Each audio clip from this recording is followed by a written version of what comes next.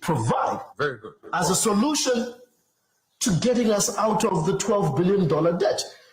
PF have tried to bring in Lazard. They've tried to get a stop on interest payment. We have defaulted. We've tried to go to the IMF. We can point fingers all day. But come post-August, the debt will still stand. You will find it. Let's spend time on that. I said to you that of the budget framework, we have the budget framework, the core, because the budget must have a core shifting factors from the destruction we've seen to what you're asking me now. You brought me to the right place, the right subject. One, the debt in that budget framework we have a plan, a program for dismantling the debt because it's clipping revenues. I think you've already acknowledged that. So we have a plan for debt dismantling. You can't expect the PF to dismantle the debt. They're the ones who created this debt because they didn't listen to us. How? We told them don't borrow. They continue to borrow. Don't borrow at a high cost. They continue doing that. Don't borrow for consumption. They've continued to do that. The answer is in the reverse cost of what PF has done. On the debt side, this UPND party in government has a plan to dismantle the debt so that we can save the revenues from debt service. By the way, we have defaulted. That's an extra pain to our credibility, to our credit worthiness. So we will restore the credit worthiness ourselves by meeting our obligations. But we don't want to meet the current debt obligation. We will dismantle the debt. That's very, very important because you left your question at that point. Can you also get into the how? It's one thing to say we will dismantle the debt. Yeah. How? Then be patient. Allow me to say, because you're throwing too many questions at me. So the thing is that we dismantle the debt. Number one, a moratorium on debt. Good evening, Zambia. So to everybody joining us, welcome to the show. Where are you watching us from? You already know the drill. Share this video on your timeline and in 5 different Facebook groups because today's discussion is going to be on fire because and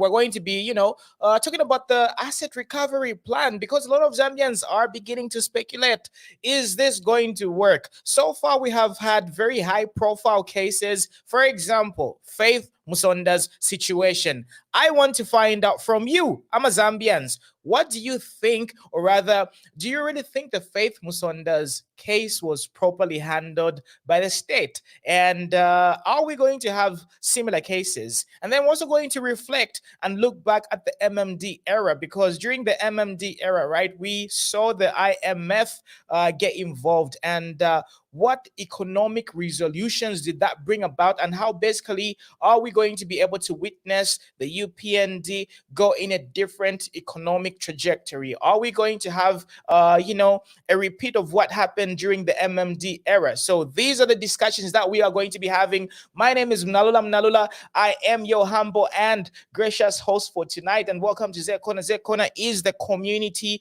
TV station, and we are looking forward to your participation. If you really want to be part of this conversation, please kindly join using the link which is pinned. So if you want to be part of this conversation, look in the comment section. There's going to be a pinned comment. So right now I have given you a little bit of assignment, a little bit of homework. You see the questions on this particular post, right? I want to find out your solutions, your opinions to all the questions that I have laid down on this particular post. So without further ado, remember, share this video on your timeline and in 5 different Facebook groups right over here, because it really helps us get a long way and it really helps us get motivated. So let us continue watching the video. So in the meantime, I'm going to be waiting for more people to join, especially my panelists that will be joining me in a few seconds. So remember, if you want to be part of this conversation, if you want to join me live right now, kindly use the link in the description. So while we're at it,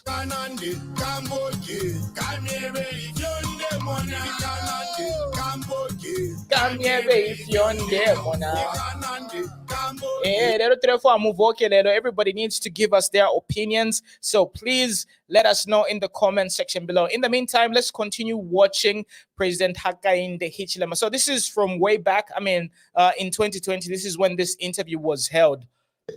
Acquisition, no new debt, 0, because you don't want to add more injury to the wound. You don't want to add salt to the wound. Number one. Number two, we restructure the debt that is in there.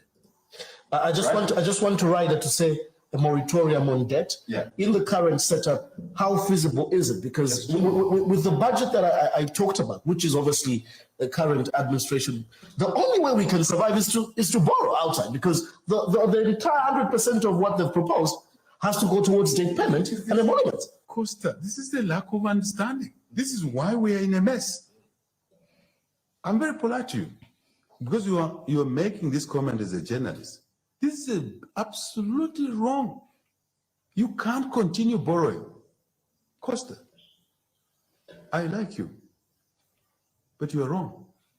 And the people who think like that are wrong. First, you have no capacity to borrow anymore.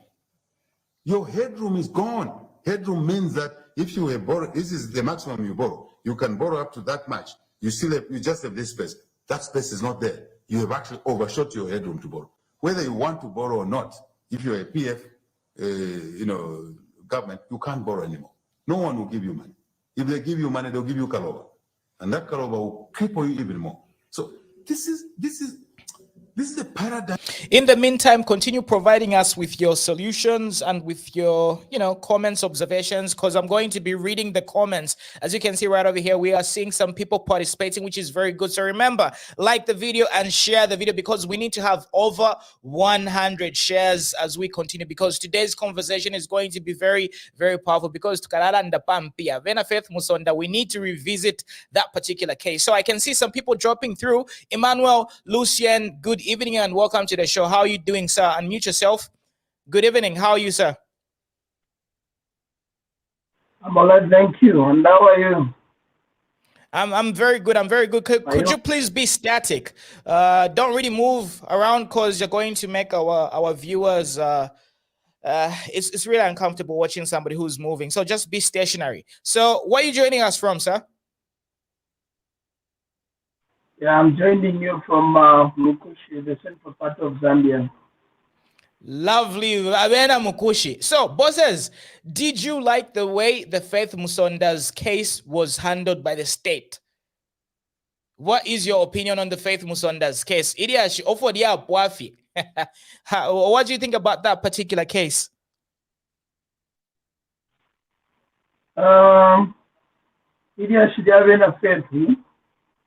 Actually, even though it's Kalambacha and Shai Shoko amnesty, politicians if they find themselves just question whether now bosses, you're being diplomatic. I understand you're trying to be conservative, but on the corner, we just say it like it is. So without being diplomatic and how do you feel about that particular case? Go.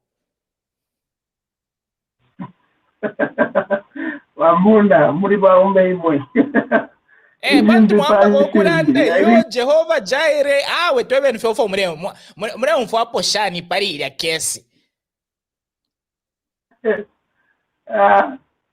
okay, the area she bring a penetio body sendele body descend of you will come on rock to the.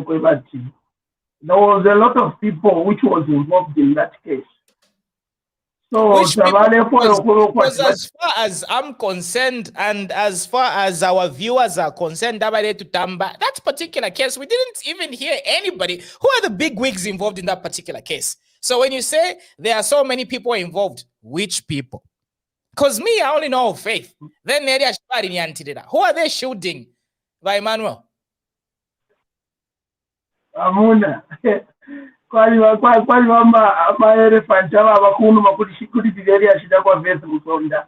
So the SEC and the people were involved. They never wanted to start even mentioning the name of those guys. Why did the SEC and the DEC why didn't they want to mention those names? Yeah, akapondo kanshikali yashike mfutipalya bali ishibati yemfutira moneka immediately nomba valasambo kutambo kushibwa kwati twalishiwa walikwata famu kuleko washike mvuti kala chenjera vamuna kala esho kuya shikula bosses, you are too diplomatic for our liking. Pazet kona tatwa temwa if you have basara diplomatic. Bosses, mwadi ya mwempia. Did you squander part of the money? Remember kwati yeah on the side of these people. Nakaria. No, but why you being so conservative? Nimpia she sushiria. The shempia kuwa kana vezona bonze 18 million Zambians tufure to ariamo tufure to kwata motach. But it seems yeah you're being very conservative with these people. So anyway, let me not interrupt you. So give me your thoughts and how do you think that case should have been handled? Because it seems a lot of Zambians our thirst didn't get quenched. But it actually had poave no poave. That's why nobody connected. Abari deal. Yeah, poave virafe. Number my question, because that was the basis of my question. So, asset recovery plan. How do you think it can be well implemented? Because if we use the Faith Musonda case as a blueprint of the incoming cases in the future, because we know Faith Musonda is just like like a token. There are big wigs involved. So if we use the trajectory and if we use the blueprint of Faith Musonda's case and how it just died a natural death, then we've got an idea of how these other cases could potentially be handled. So as a concerned and a patriotic Zambian, do you like the way the things are going at this particular moment with regards to asset recovery? Not really, Vamuna. It's on that, like the way the area you are already to, you are saying that I'm trying to be so diplomatic and to use diplomacy in whatever I'm trying to say. What is important is that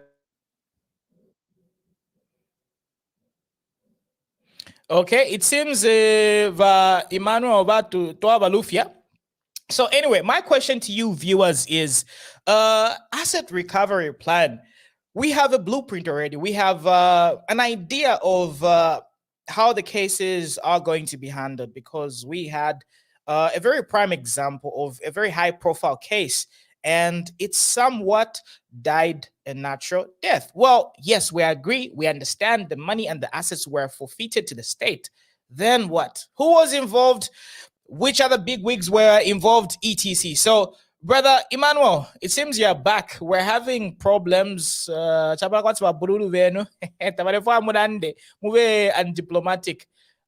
anyhow, let me invite Honorable Nyandu. Kindly stop whatever you're playing in the background because we're having feedback. Okay, so we bring back Emmanuel. Marengo for bosses. All right. Okay. So yeah, my question is to you, the viewers.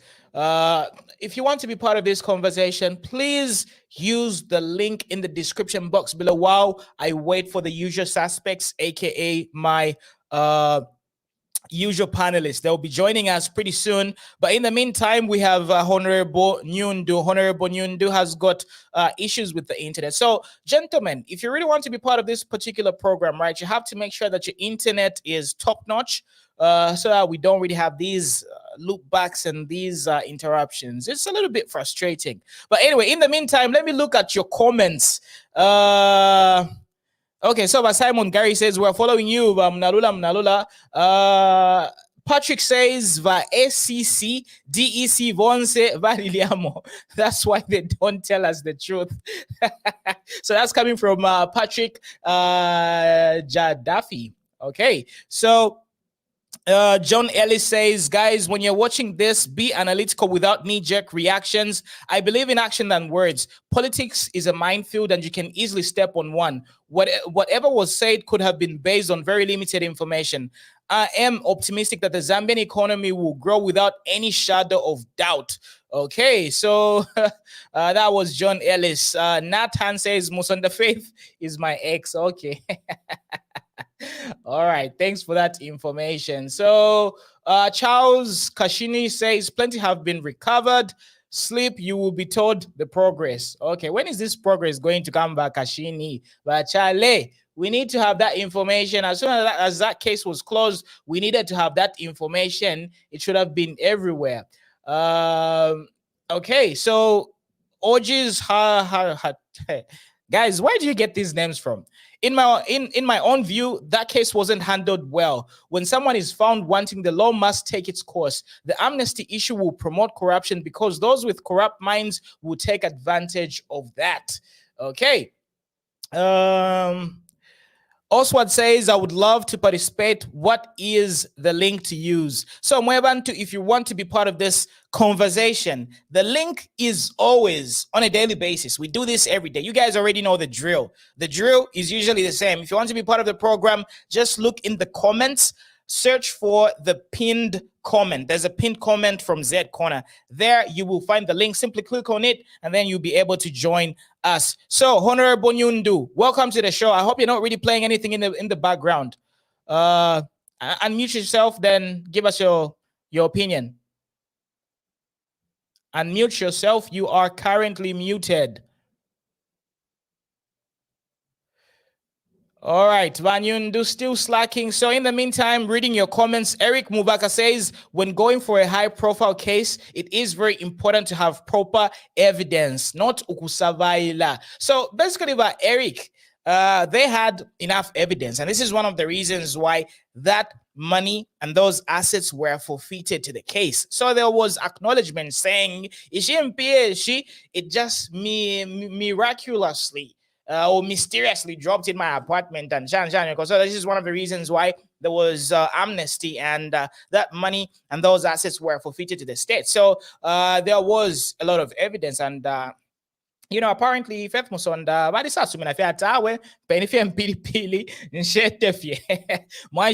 so anyway, Nora says I agree with Patrick. ACC, DEC, FIC are all the same clique of thieves. So basically what I want to find out is these people, and of late, we have been seeing the SEC become very proactive. Like recently, they are doing very well. They are apprehending a lot of culprits, and there's actually some tangible evidence and there's some progress which is actually happening. So my only question is, are we going to be having sort of lip service whereby they just give you my information, yo, Bazet corner, and a story, here's what's going on, at least feel you know, happy, celebrate a little bit, and then everything just goes back to normal. So these are the questions that we are supposed to be asking. And do we need to have an overhaul of the team at ACC, DEC, and FIC? Because the Financial Intelligence Center is a very crucial and fundamental institution that basically is able to like track the financial trail of a lot of these movements of cash back and forth. So they are very instrumental. And one thing we can say is after there were a few reshuffles, especially at ACC, remember that lady who was sort of relieved of her duties, right? Ever since she was relieved of her duties, the ACC buzz. So we need to make reshuffles at these credible or rather important institutions. So, Honorable Nyundu, I hope you are good. So unmute yourself and welcome to the show. Give us your opinion and yes. Hello. Unmute yourself. Okay. So I don't know. Are you able to hear me now? Loud and clear. All right. Give us your opinion. And can you sit in a light place? Are you able to hear me, guys? You are very dark. We are able to hear you. Go on. Go on. What I'm going for? Today I'm for bosses. Yeah, that. Okay. We're kicking him out. Guys, these are the things we need to avoid. When you come through, be prepared. We're conducting a live show. Abantu bademitam, but therefore, yo, mic check 1 2 1 2. When you come through, you know, execute. You know. All right. Okay. So in the meantime, let's continue watching President Hichilema. This was done during the times he was in opposition. So Are we seeing a shift in narrative? And So let's shifts that continue we listening to need, this my friend. while I wait You for more can't people borrow. No one will to give you join money. through. So if you really want to be part of this particular program, please check the pinned comment. You're going to find the link to the StreamYard, which is going to allow you to connect with me. Then we can have this conversation. Remember, share this video, share it everywhere on your timeline and in 5 different Facebook groups, because it does help us, really go a long way. And like the video, drop us comments. I have a lot of questions for you in the description. So all those questions that I'm asking you, please give me an answer right now, because I'm going to be reading your comments. I want you to comment and give me your opinions. Unless they want to take away all your assets, the whole country. And we will not allow that as citizens. That's what PF has done. So, first, moratorium on borrowing. I insist on that. And I want you to allow me to. All right. In the meantime, it looks like we are being joined by the usual suspects. So, brother Jason, welcome to the show. I can also see a new participant, Oswald Mwansa. So, by Oswald, let's just check how swift you are. Good evening, Oswald. How are you doing? You can unmute yourself. I'm good, and how are you? Good evening. I'm very good. Good evening, and how are you? I'm very good. It seems you're very fast, because our previous people who were trying to participate, join and hello, at least we know that you're on track. So, bosses, give us your opinion. Asset recovery plan, what are your takes? I think I'll look at it from 2 angles. One, maybe I'm trying to understand what the New Dawn government is trying to do. Secondly, I'll give my own personal opinion. So maybe I'll start with what I understand the New Dawn is trying to do. Remember, during Manawasa time, we had what they used to call task force. So these task force are the similar arrangement or a similar objective of trying to recover as much asset stolen by the MMD government. Yes, there was some success. A number of assets were recovered, but the unfortunate aspect was that I think the government spent a lot of money to maintain this task force as compared to what they recovered. So the current government has got a different approach. What they want to do is to recover more assets and spend less money. Maybe that's why they had to take that decision in the Faith Musonda case. However, my personal opinion... Hold on, sir. You've raised a very profound question. So what's your profession, by the way? I'm an economist. I'm a business economist. Lovely. So you said the government used that particular approach. Faith Musonda's situation, they had to use that route in order for them to not really spend a lot of money. It's a way to save money with regards to recovering these assets. Am I getting you right? For sure. Very true. Yes. All right. Okay, go on. Thanks for that clarification. Yes. But my personal opinion is this, the same method, despite government trying to save money in order to maybe to recover more, for me, I feel it left a lot of ambiguity in the approach to the case. It seems there is more to the stake. There more to the bond. There is more stake to the bond. And I feel maybe they needed still to give themselves time to investigate more, and maybe until they reach at a point to say they are satisfied. Because I feel Faith Musonda case, there is a lot that we don't know up to now. Brother Oswald, profound. That's the type of intel we need our participants to have. So you talked about it's on which but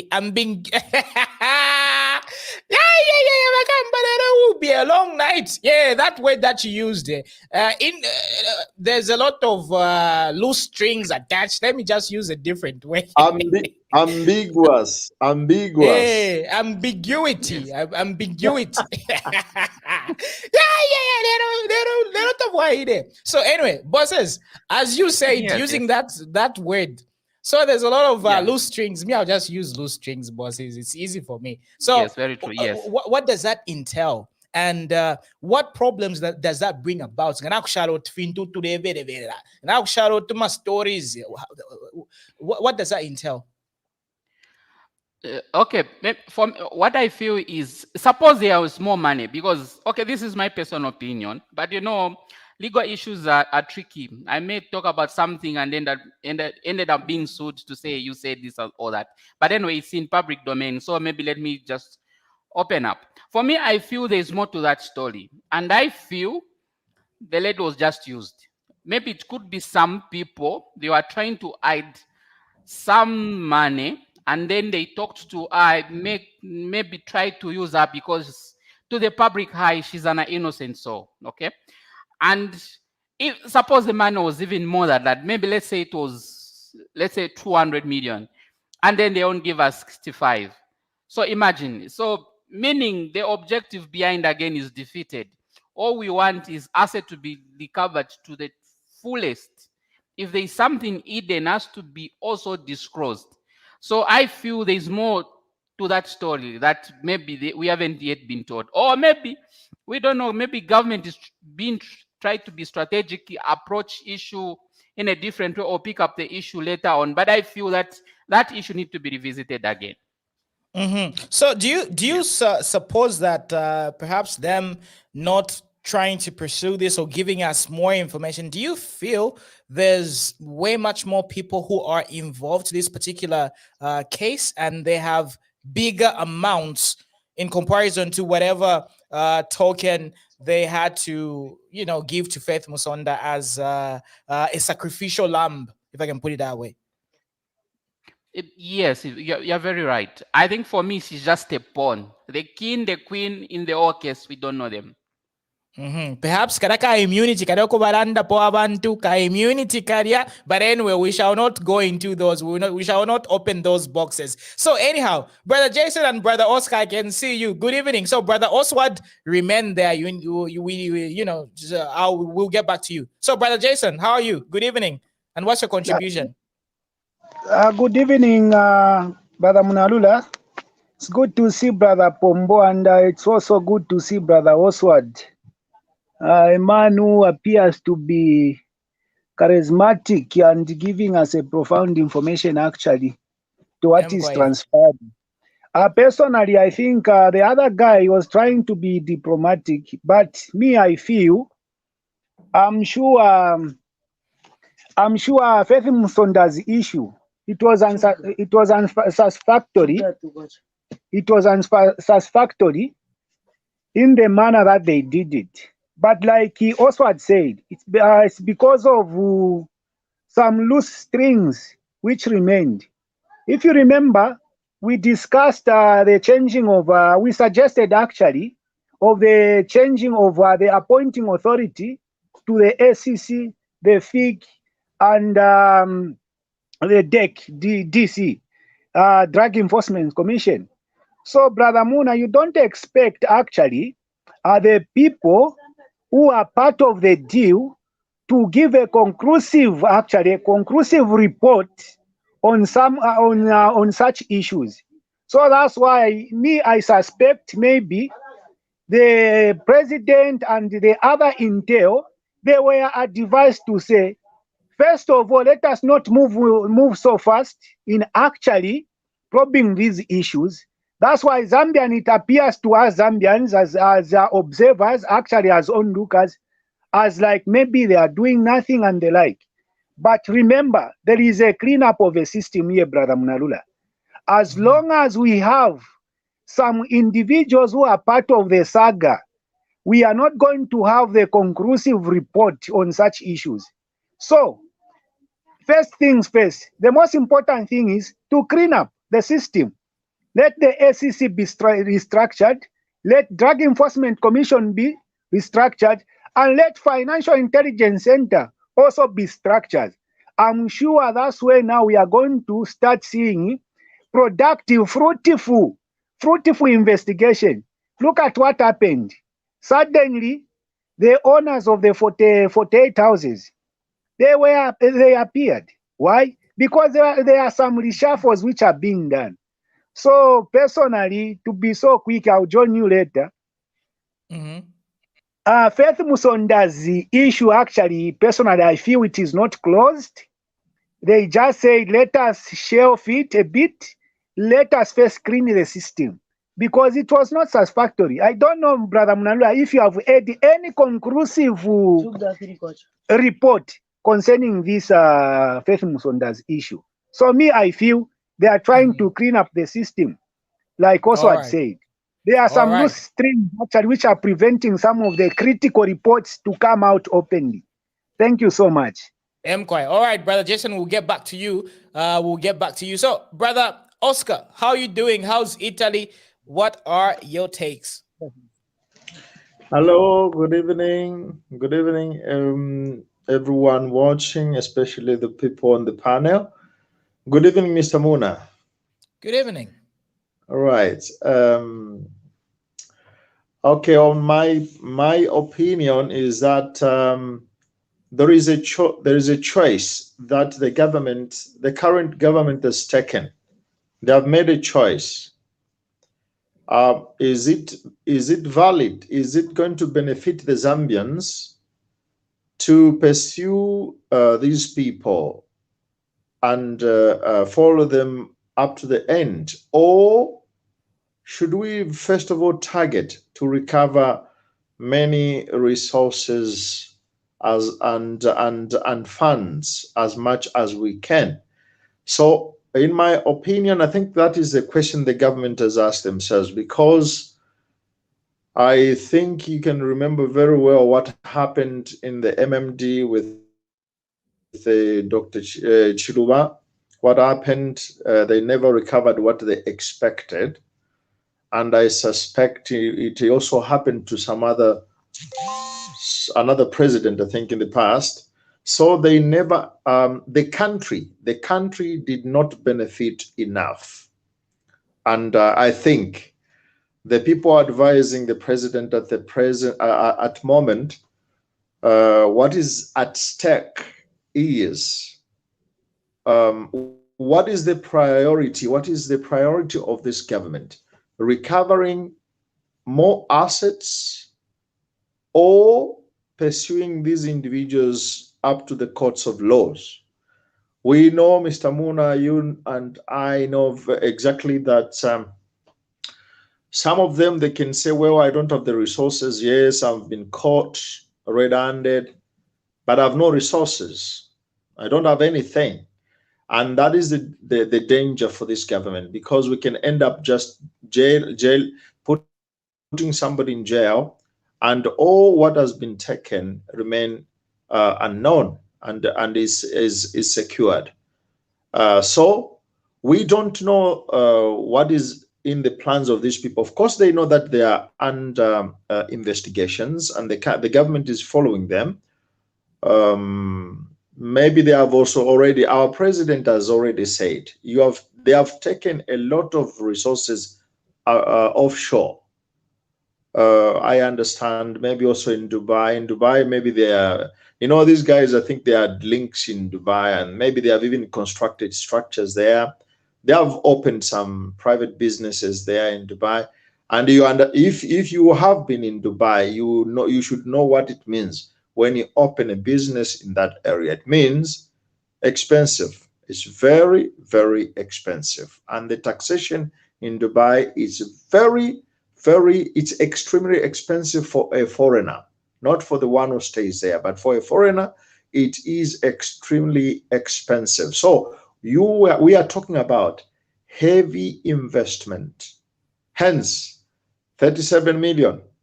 $130 million recovered.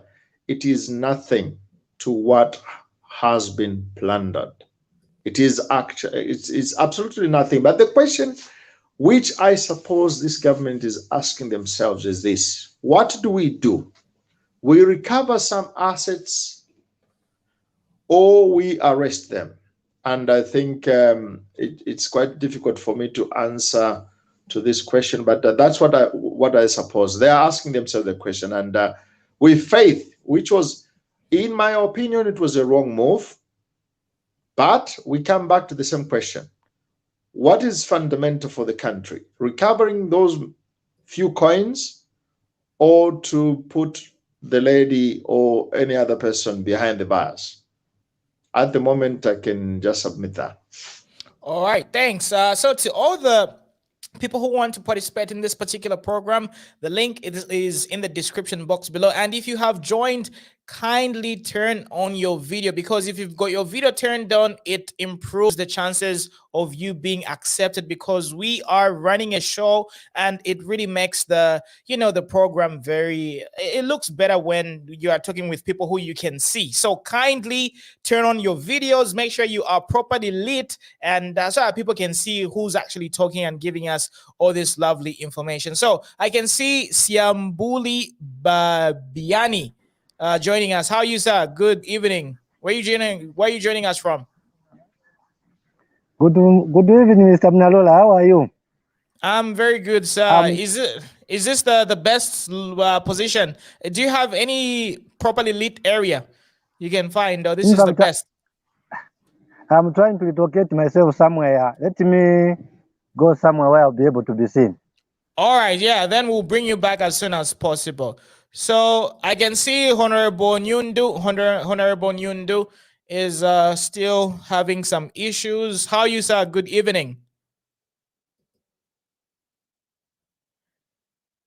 Okay, that's not working. We bring back Oswald. Oswald is also trying to join. We have Bitram. Bitram, how are you? Good evening and welcome to the show. Hey, I'm okay. How are you, sir? I'm very good. Okay, what is your contribution? Yeah, odoka hii program ndaifurahisha sana, naomba hii nkwata kweshu huko naisangira fipakati. Okay. But if you are bosses, I'm asset recovering if you can if you are chalo cha Zambia. As for me, what I can say, as people of Zambia, if we want to have Zambia, for me, all right, it seems we kind of lost him there, or maybe I kicked him out on purpose. So, Brother Oswald, how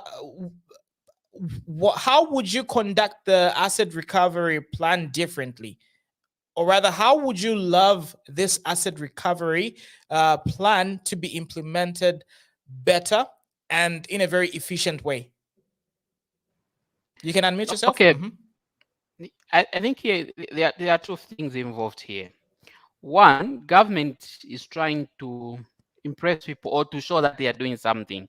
Maybe people have no patience for results. Secondly, this is the complex issues that require maybe thorough investigation, and sometimes they may take time. So for me, I would feel government should take their time. Yeah, as people will say, no this, no that, all noise from all corners. But what is important is to have the results at the end of the day. I think for me, they are on the right track. Perhaps what we need is to be patient enough. White collar crime is not something easy to investigate. It's not something that can take 1 or 2 days, like somebody has stolen a chicken at the neighborhood and you catch him. No, the people that we are stealing, they know what they were doing, and they did it in a such way that they didn't want to leave any trace. So I think for government or maybe investigative wing to come up with concrete evidence to convict these people, it's not something that can die, not even a year. Government needs time. I think for me, I feel they are okay, but they should not concentrate too much trying to impress people. I know politics is all about impressing people, it's all about perception and so forth. But at the end of the day, if you want meaningful results, it takes time. I think they have to be methodical. They have to be, I think, it's like when you're stealing, sometimes you have to be at the same level with the person who is stealing. But if your knowledge is below and the person stealing is ahead, then that will come out definitely.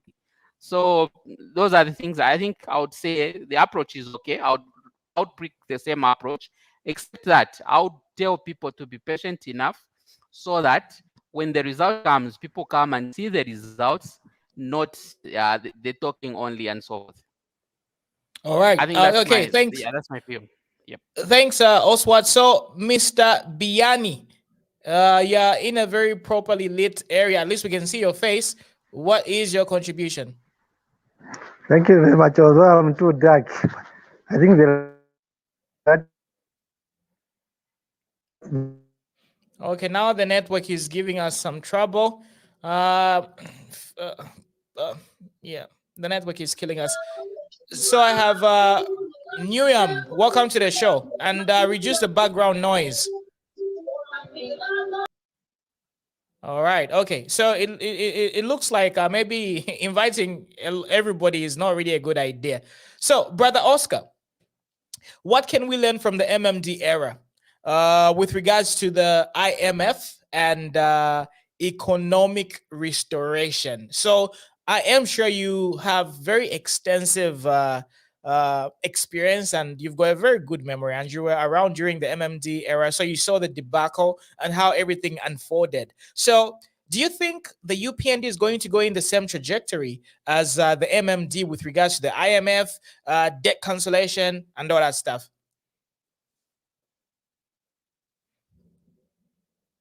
You're muted.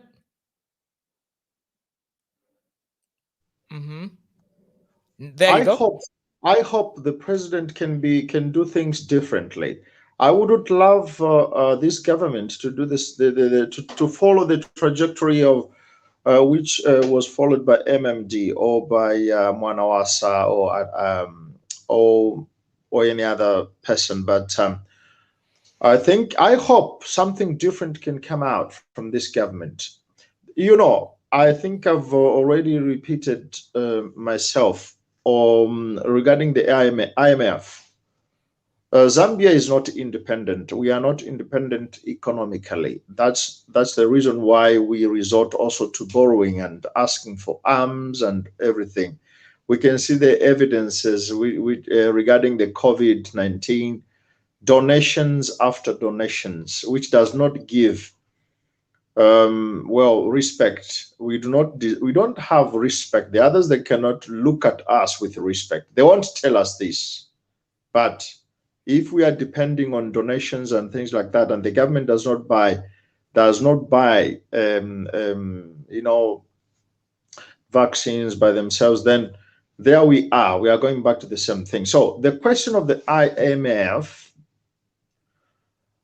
unfortunately, the conditions are the same. These guys, my dear friends, these guys, they don't do arms. They don't give arms. IMF, they make money in lending people some cash.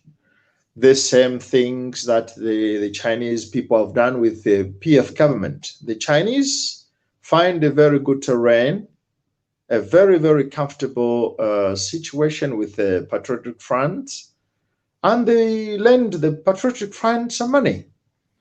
Zambia is the first country which has fallen into a trap which has been done for all African countries. All African countries are under the same Chinese trap. They do the jobs, they build bridges, they build airports, they build all those big, big, big industries, and they give us a condition, give us back the money within 10, 20 years. If you don't, we will take back the resources which are underground. We'll get copper, and then from so copper, Brother Oscar, did we see this happen during the MMD era? So just let's use the MMD times. With MMD, my dear, this type of trap, we didn't have it. But the IMF thing, also with MMD, so it was the same thing. If they canceled some debts, if they publicly canceled some of the money that we are supposed to give back to IMF, we were going to ask the people involved, what were the conditions? Because nobody cancels just like that. There is something that we are supposed to pay back. But they don't tell the country. This is the bad thing about our Zambian politics. If at all we can reach that maturity of somebody telling us the underground conditions. So, we have seen Hakainde Hichilema have no choice. He cannot do something differently. He has his hands forwarded because valemwipusha nombaka ilifu nga twaweshako tundalama mukatulipira shani. And so this deal is a very difficult deal. How I wish this was going to be debated in Parliament. How I wish. Probably something good was going to come out from there. But as long as it's not going to be a debatable argument, Wamuna, even you, if you became a Zambian president, unfortunately, you will go under bilateral terms and here and there and deals and the like. As long as abantu baletwe bakubonse, let us take the mines under our control. Abakesa bonse nomba bakambo kutukwatira komchinji. We have no respect because nagodi inete yesu. You can imagine what type of a country are we? We have no respect. Now even cheap people, they come to Zambia. Cheap people, they are dictating on our economy. So we hope. I have hope we will take time. It will take time. This guy has a very, very big responsibility, Mr. Hakainde Hichilema. Very big responsibility. Absolutely is going to fail if we leave him to say, Bali, we fix it. He will definitely fail. But Bali, with us as Zambians, he comes to us, akatwebe ba IMF ngawalandati, na watweba atikakeni lamba. Let Bali comes to the Zambians and say, mwewene kalachalo, ba Zambia, umfueni hapa, kuka kelamba. Let him tell us, alafika wako, it is going to be less difficult. So, with the MMD, ama conditions okoyaba, watu canceling akoyama manani kanyama debts, but you know, they don't just cancel things like that. No. All right. Yeah. I understand. We'll get back to you, brother Oscar, as we continue this topic. In the meantime, the youth advocates, kulanda kopari ba Faith Musonda. Then we'll get back to the economy and stuff. So, Kavushi graduate, I hope you can, you're there. Unmute yourself. Then give us your take on Faith Musonda. Then we talk about the economy and important stuff. So, youth advocate. Yes. Good evening, Mr. Moon and the panelists there. Good evening. My question is because I've chosen actually a topic on Faith Musonda. I've actually skipped these other topics is because, you know, if you understand the so your case here, by the underfati impiana shia kucharo, number investigation ya lishani, which I Faith Musondomu, you know, adi wandala maji ni nani. Ero Faith Musonda ngashari impia shako. Why can't he sue the states? So apa mbera batatufua ikokura tupukuta sana for Zambia. We demand accountability and transparency. Echo ndanda podionse tufuide twaishiba. Because umuntu ingabashitali cover filia nganika borara fuira ya court. Filia ndanda pondaranda padili ashiria immunity sana. So indaramesho tufuide twaishiba shari shaba nani. Ero na yo government pakutiranda twashitali cover story and chimoni story and property. Abadi abene ni banani. So bonsa bafuire baba mo involved. Bonsa ma officials aba boss aba Bank of Zambia fuire baba mo. Ero ama Zambian bambi bali salapuka ma politics because mo Africa we practice politics. So ba Faith Musonda, if you know that you have been intimidated, you can come here online so that you can also give your points. You cannot just go silent. The government has actually gotten all of your money. Now, what are your thoughts? Because I've seen you have opened the page. Morife silent. Number for Zambians, we wonder. It's either in Bibuteko Mitskishama or Wapokenda Rama Nangulimbinda Namatashari Shenu. So you can come out open. Akare kwa jati, nde winenda Rama. So teatimute abantu umuntu vyole baba muno tumatabara prison inga ina Faith Musonda turefo afetwishi babenye na alilandile pona futi immunity nemfura apata ya roka peka roka after immunity ngatwaifunya because ema problems are ine tulanda po mchalo. So inazi Zambian efo mfuire na alanda po first fyakwe batu one but Faith Musonda, we want you to come out openly so that you also give your side of your story. So that we are able to understand what went wrong, how did the government obtain that money? Because nga muwamba okubepa era futi umulandu wisa mukubati obtaining money by false pretense limbimirandu ishomo shari so ifo tufuire twaishiba because umulandu tetsu utara FF finance government na istari ka bendarama umwino walera ndati ni business led kwa totuma company ndarama shibesha charo awe everybody has got the right to own so asunge ndarama imbi for security reasons oro washitwala ku bank kairi na ishibati kwali bo mulandu holding so ba Faith Musonda ngobuteko bwa limit that's why ubuteko bwa freedom of expression isenyi pamwera mwe bantu banchitire so abana enu barabutuko kuma South Africa waranda twashale vo turesta investigate iliash not fair panto abene Zambia bonse bari banani kane kwamba kwatikura tuibira amano awe irori iliash taturi elifwaya so can you be serious isenyi pamwera apa mulande awe ndalama shirya shari shandi because government ingafiro okutwebo wali umwine wandarama na ine wine nzi muntu ferimbi kuna abachitasu nango fobena ku weekend protest we want to know who was the owner of that man because abantu bayangeshe sana government awe mwaya leta na amaroya nomba ni negotiation ishi because ndebukshana mu triangular slave trades kware batama middlemen pakusta negotiate imfu mushare ingira mona bari abantu abachenjereshe bara during time yabenere wanika fyare ishibikwe fintu so pantu ni bilioni echo yarengera but turamonenda rashira rubama bilioni yaruba mu government so I think ba boss Mr. Muna they have a case to answer na ababene ba SCC abene abarebo mbako because takwa fe negotiation yaisa afati ba Faith Musonda na bashtasarende mpia nomba investigation yakwisa that's why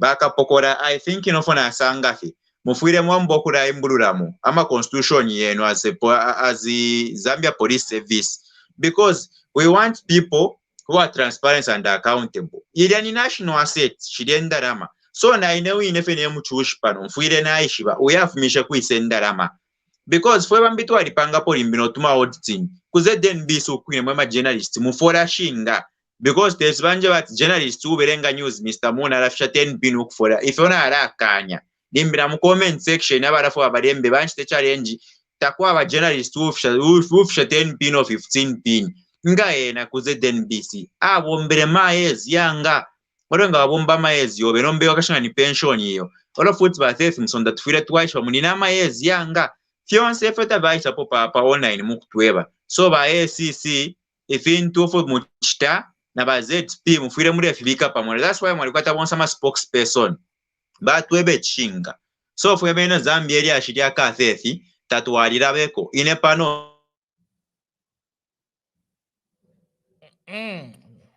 Wakavushi chapara kwati wa Faith Musonda baba sansoko anyway brother Moses mbike pofe kama pali wa Faith ya upena mkwai I think Wakabushi graduate this young man is very, very bright. He's very wise in the way he's really discussing you know I think na isa landa ponati this case we can connect it with what is happening with Forest 27 and the problem with Mukula. Fionse ni fumofini Mukula tree saga, Forest 27 scandal, na ba Faith na nkashiesu Faith Musonda. It's a same scandal. There's different faces of the same problem. So things are very clear. Forest 27 loyal and that takwali ukukula mwefintu. Then somebody says, okay, I'm going to lift this ban tien tukulem.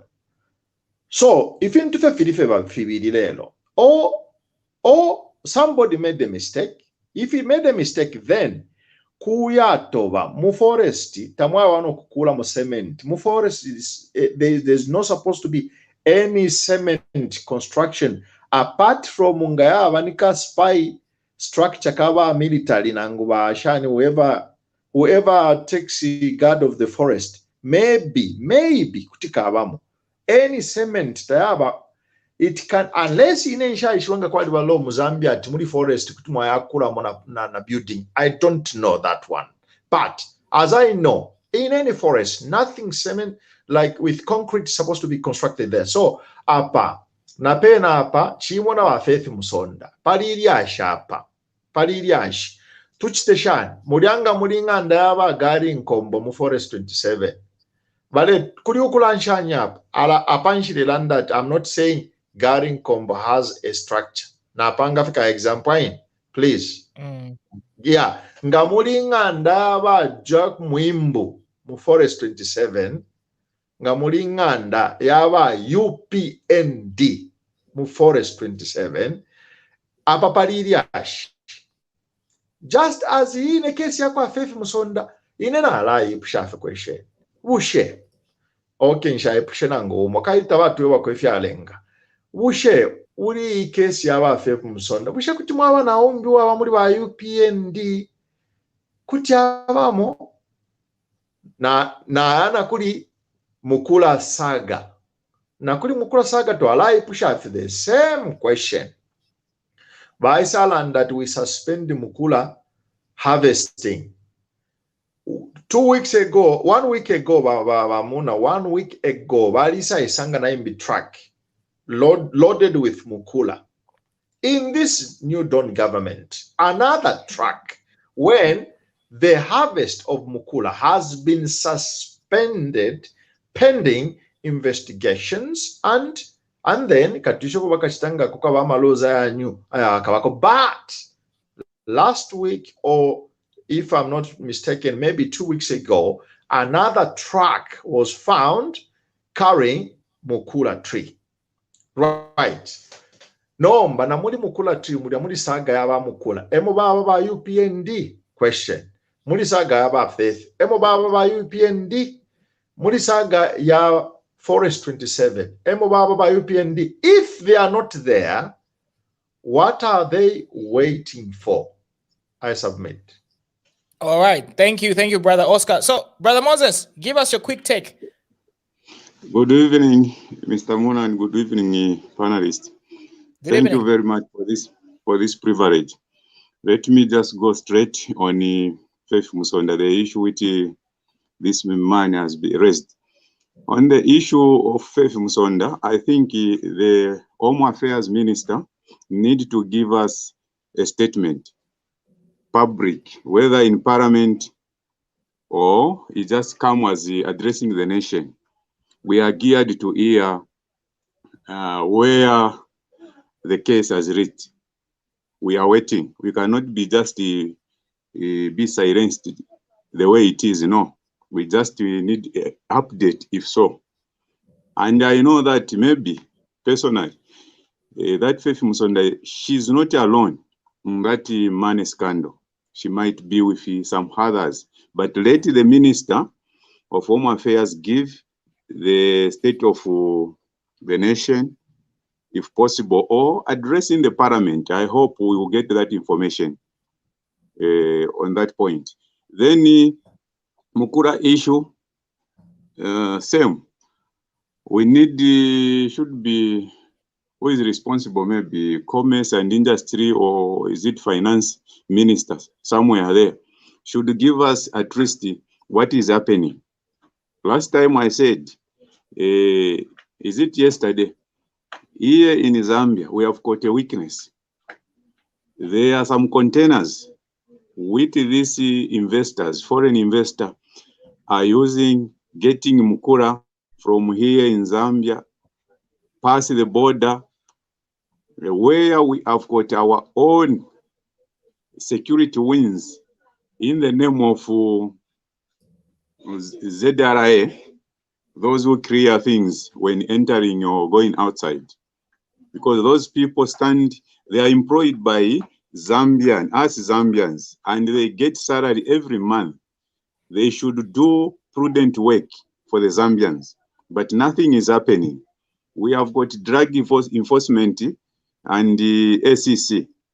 These people should look also into this matter so that at least we are having clear information what is happening in this country. We cannot live like Ushi kwete abenga chingirira. Even infumu yali kwata abantu siriramu kwe bati nga batwingirira. Some people are going to protect that kingdom. Even in Zambia, we have got these people. We need to have information at least. They cannot just be there ZRA and taxing us indigenous Zambians or us small local entrepreneur Zambians. No.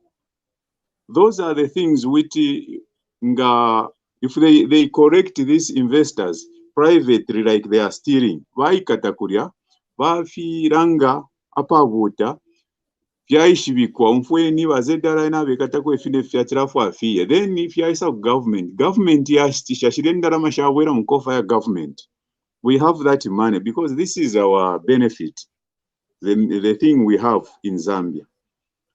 Coming to the issue of Forest 27, I think on Forest 27, Mr.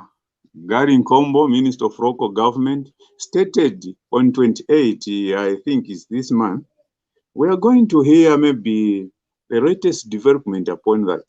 So, to me, I cannot comment much on that one. At least, I have something I'm waiting for to hear and what is going to happen.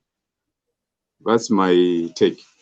All right. Thank you. Thank you for that contribution. So, gentlemen, now let's talk important stuff, serious stuff, the economy, and just things that are very critical and crucial. So, Brother Oswald, I can see Brother Perry joining us. So, Brother Perry, you're going to be next after Brother Oswald. Brother Oswald, take us back to the MMD times and, the different types of methods they use to recover the economy, and what lessons can we learn? And is the UPND going to go into the same trajectory with regards to what was achieved and the effects that the MMD era produced by involving and using a lot of different methods? For example, including the IMF. What type of results did the MMD get during that particular time? And were these good effects? Did they have good effects on the Zambian economy? And what lessons can we learn basically from that era? Okay, thank you very much, Mr. Mnarura. Okay, first and foremost, before I start answering your question, I just wanted maybe one few words about the Forest 27. I think Forest 27 for me, without even wasting time, I'll still stand with Guy and Combo. It has to be, all houses need to be demolished. No two way about it. That's the way to go. That's the way to go. Secondly, maybe come to the question. Maybe there are a number of things that we need to understand what happened during Chiluba era, the MMD government. What I'll tell you is about the structural adjustment that was prescribed by the IMF. Okay. Maybe the good news that I should share with the people here or the panel here is that there is reforms at IMF. I think if not today or yesterday, there was a post by Chiwamba Kanyama and was privileged to work at that institution. IMF used to prescribe to the economy as they are seeking some help or some, just like the New Dawn government is doing. Unfortunately, in their prescription, something created what they refer to as Asia crisis. This was like, just that it was not publicized as great crisis or the great crunch we had in 2008.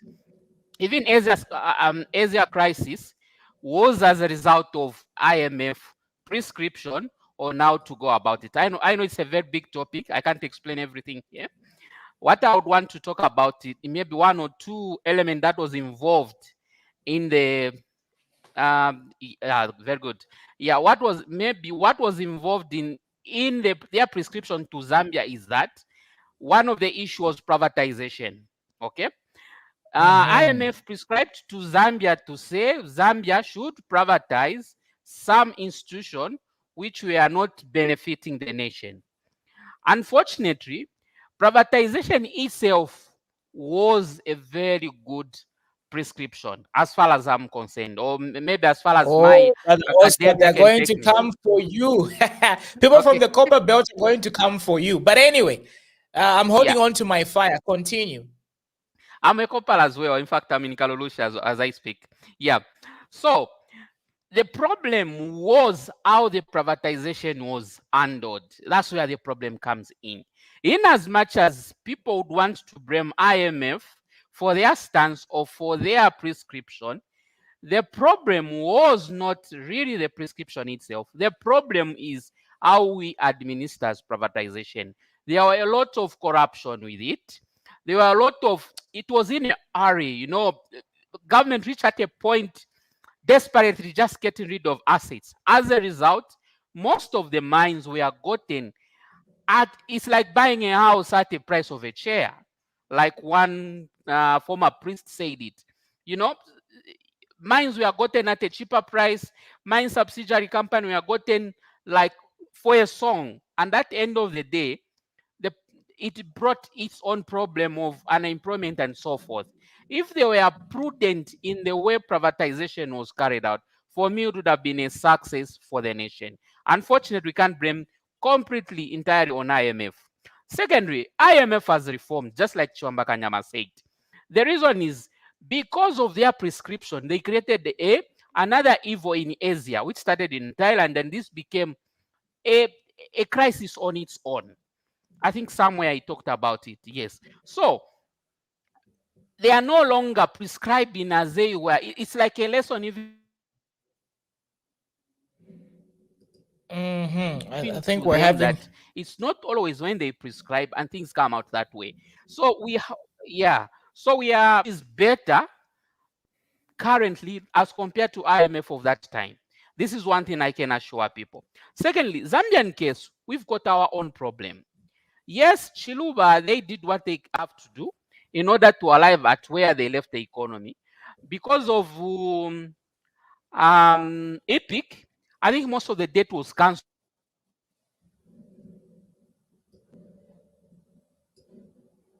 Don't really know whether Brother Oswald is still there. Okay, sorry, are you back? It seems I don't know if I'm back. I think yes, the internet seems to be bad. Okay, yeah. So for the MMD, they done their part. But however, in their implementation of issues, I think there were lacunas that they needed to work on. So IMF may not be bad in everything, but I think we mismanaged their prescription. That's one thing we should understand. The Mwanawasa government came in, they tried to control things. I think so that we are back on track. Unfortunately, Mwanawasa passed on, we had Rupiah banned and people lost confidence, they brought PF. PF started well with SATA. I think I had problem with PF with Mr. Lungu. I think they went completely away from SATA's plan. They completely went away with what the government has built on, and they started on their own. Unfortunately, they had no direction and we are in a crisis again.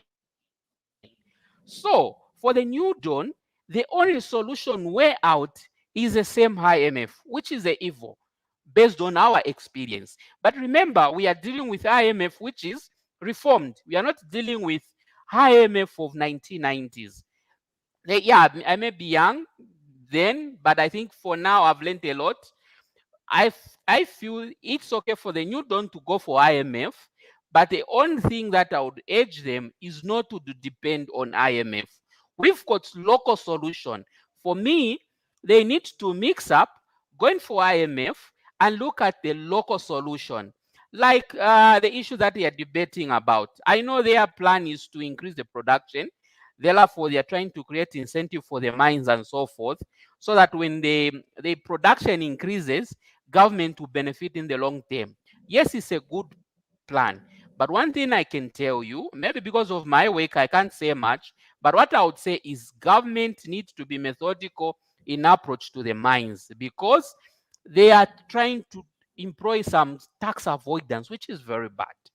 But what we need to do is government should be strategic in approach such that the mine also pay their fair share with blended with local solution, with IMF coming on board, I'm But sure why our do you country think the will go government somewhere. does that? Why do they exempt mines from paying these very lucrative taxes? Do you think it's one of the conditions that we are given?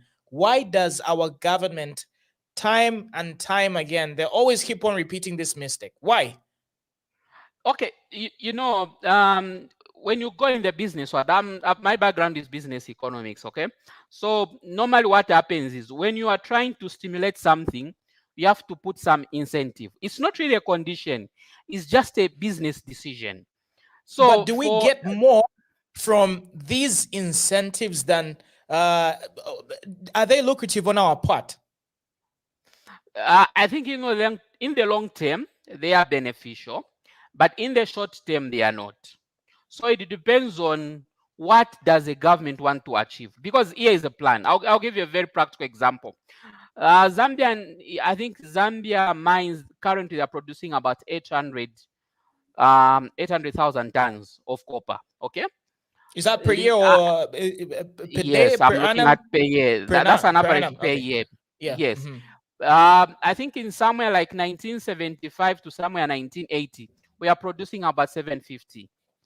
So now imagine the population of Zambia at that particular time, and now, I think for me, it's unacceptable for Zambia to produce at that level. Let me give you another practical example. Look at Congo.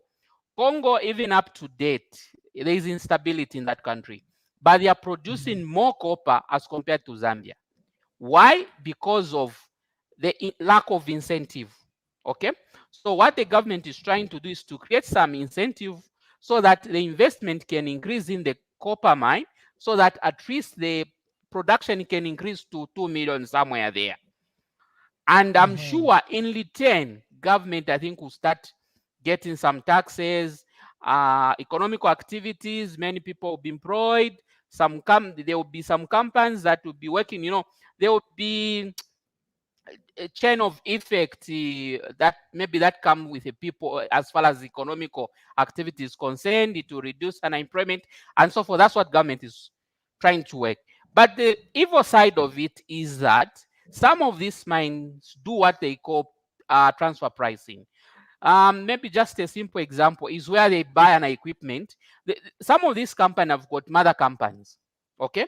And let's say, I'll give a practical example. Maybe a company come and invest in Zambia. This company is owned by another company outside. So when this company is buying, let's say, a machine, it will buy from its parent company at an inflated price, okay?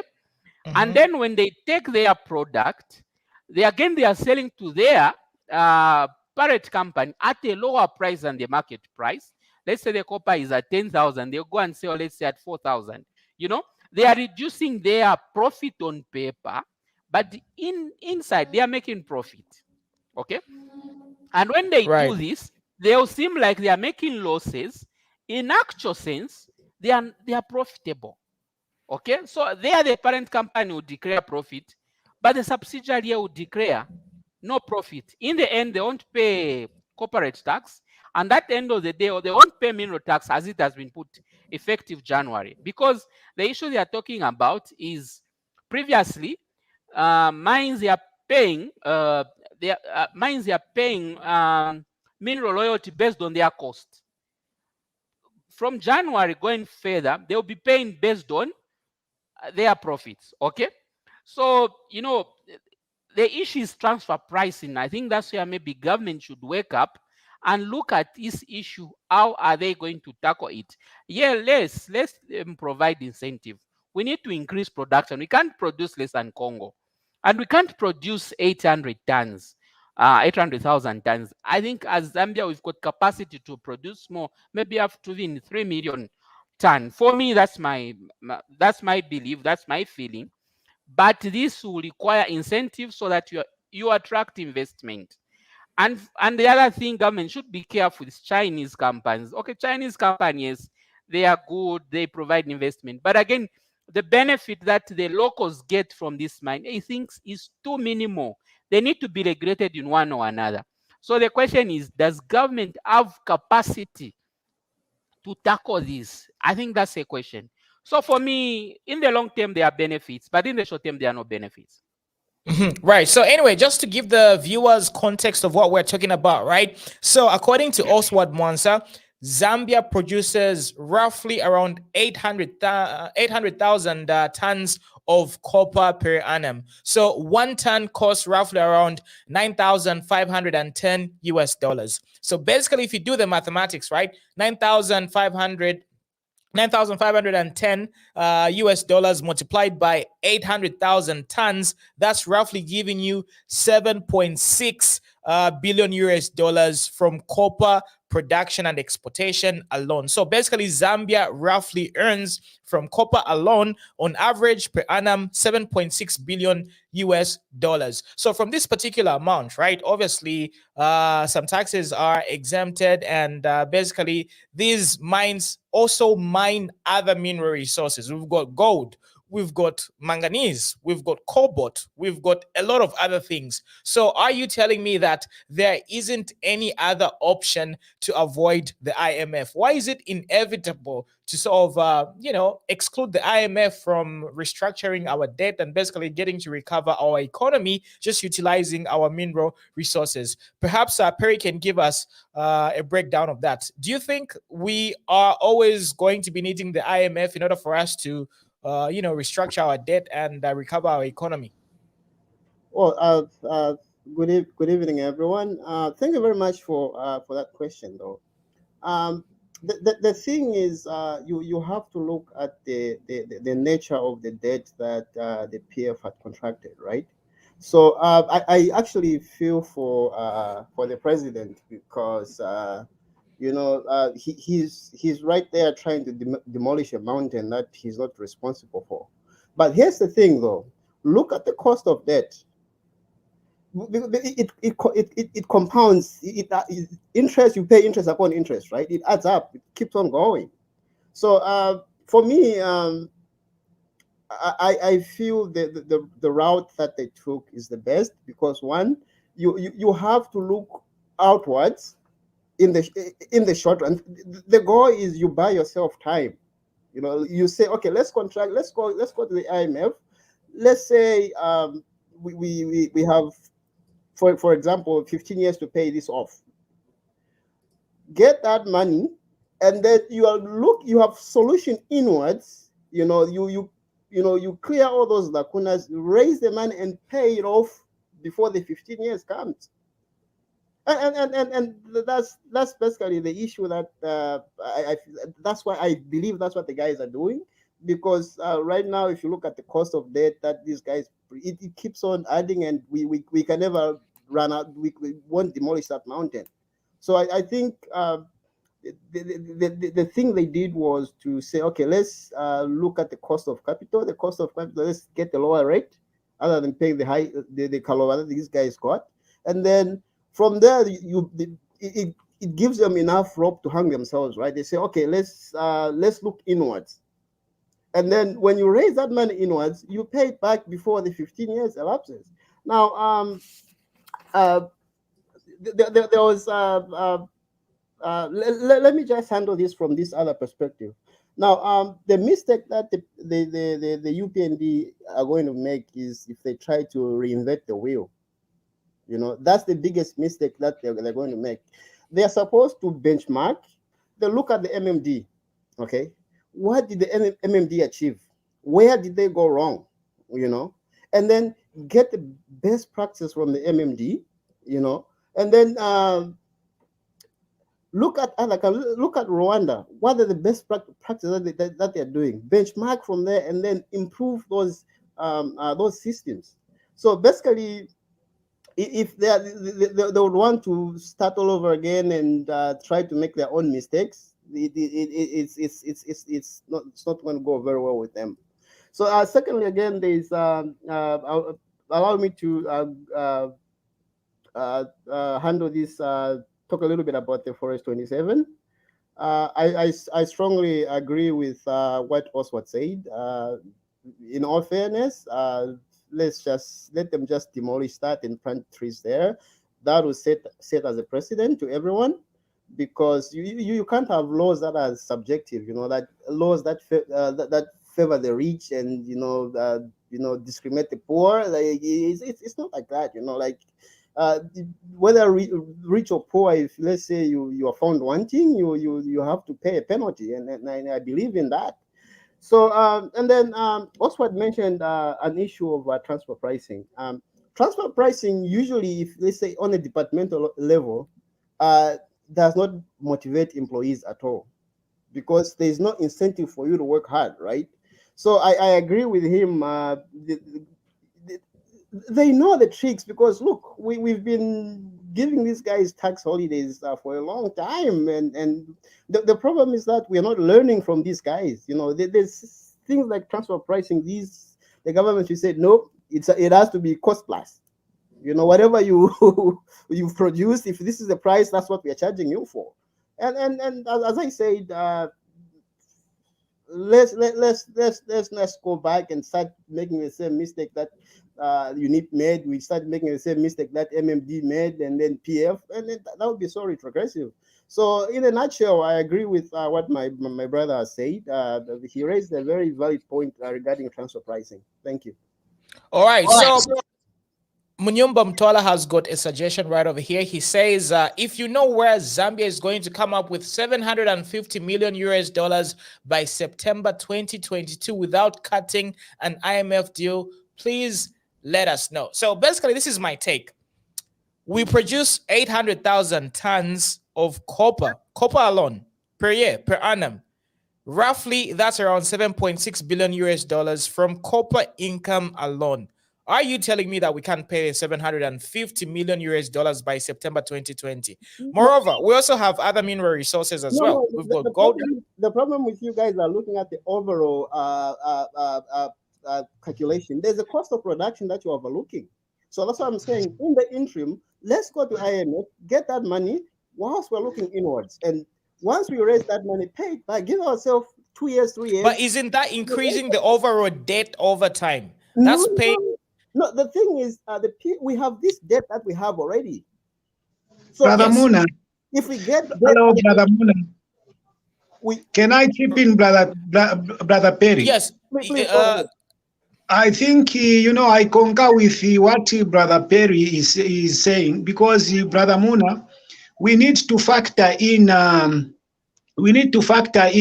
issue of time value of actually money, because when we dwell much on the resources, we start waiting for the mineral royalties and the like.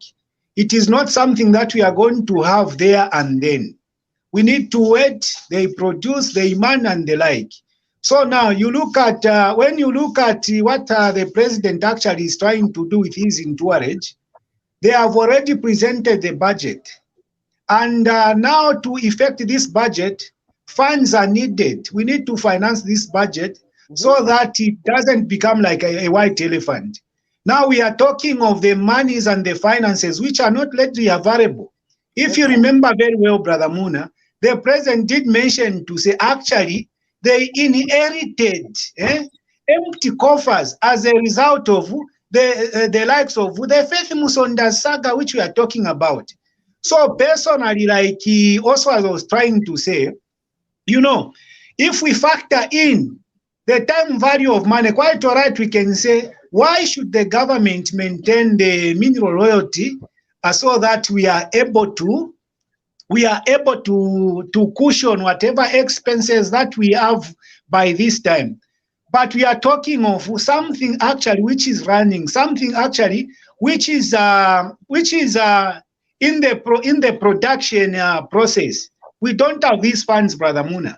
And this is December, and January, this budget has to start running. So that's why you saw the president had to be running up and down so that at least is able to market the nation in the bid to restore the economy, which actually was being destroyed. So personally, I think the president, though this is some sort of a trap, on the other hand, I think it's the best thing that he can do, because we don't have funds. We don't have finances readily available. And maybe let me just also echo on the issue of price transfer. I don't know if it is transfer pricing and the like. You know, that's why we always say, if the government is proactive enough whereby they say, guys, we are going to give you, you'll be mining in our country, but you are not going to be selling outside, because you know that's where they take advantage. That's where the loophole is. They mine and they are able to export copper in its raw form. So the best way that I can suggest to curb price transferring is by telling this company to say, you'll be mining, and if you want to benefit more out of the copper, out of our minerals that you are going to be producing, since we don't have capacity, you are also obliged to put up the companies actually, which will be in the finishing process, so that we start selling our minerals in their finished state, rather than continue selling them in their raw state. Otherwise, it will just continue like that. They will be pretending to say they're not making any profit, but meanwhile, there is a mother company actually which they are cartelling with, and pretending this side that we are not making profit. But you wonder, why should they continue running these mines if they keep on making profit, Brother Muna? Personally, I cannot engage myself into a business for too long, which is making a loss. The best thing I can do is to stop that business and look for other alternatives. So these guys, they know they make profit, but they have taken advantage of the loopholes which are in the system. We don't have stable policies actually which protect the interest of us Zambians. Mwamona Brother Muna. So there are alternatives. The government has to do something. They need to come up with policies. You heard what Brother Pombo was trying to educate us yesterday, that it's not easy, even just to transfer, to move out of the country with a mere 10,000 euros.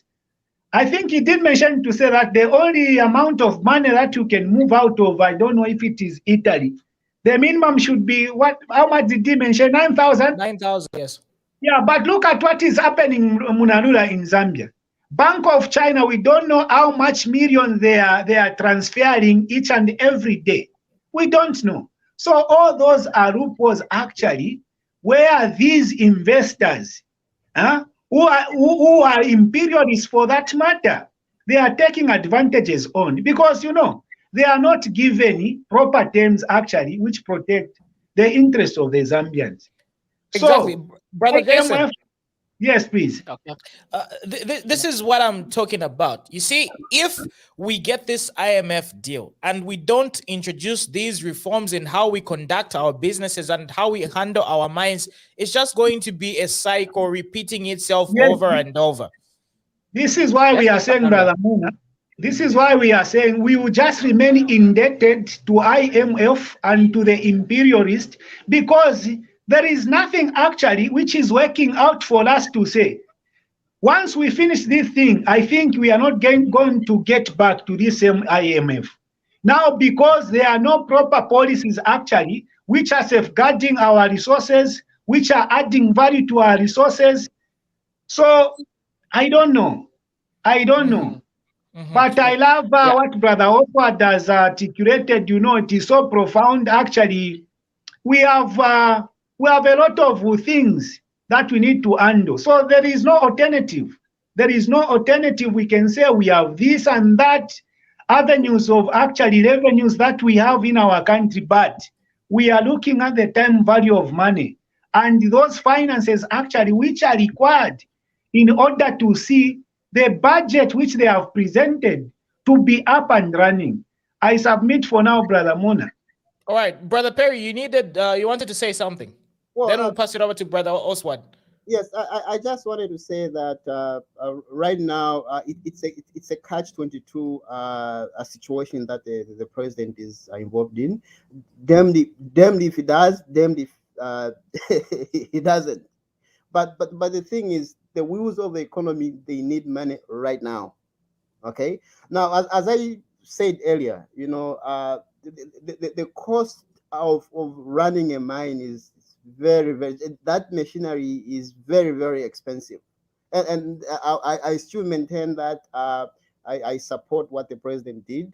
We need that to get that money now and then look inwards, try to strengthen the cash inflows from the country and then pay back before that time elapses. And once you do that, you are going to build that credibility, whereby you say, okay, I need this, you rush there, you get money quickly, you turn it around and pay back.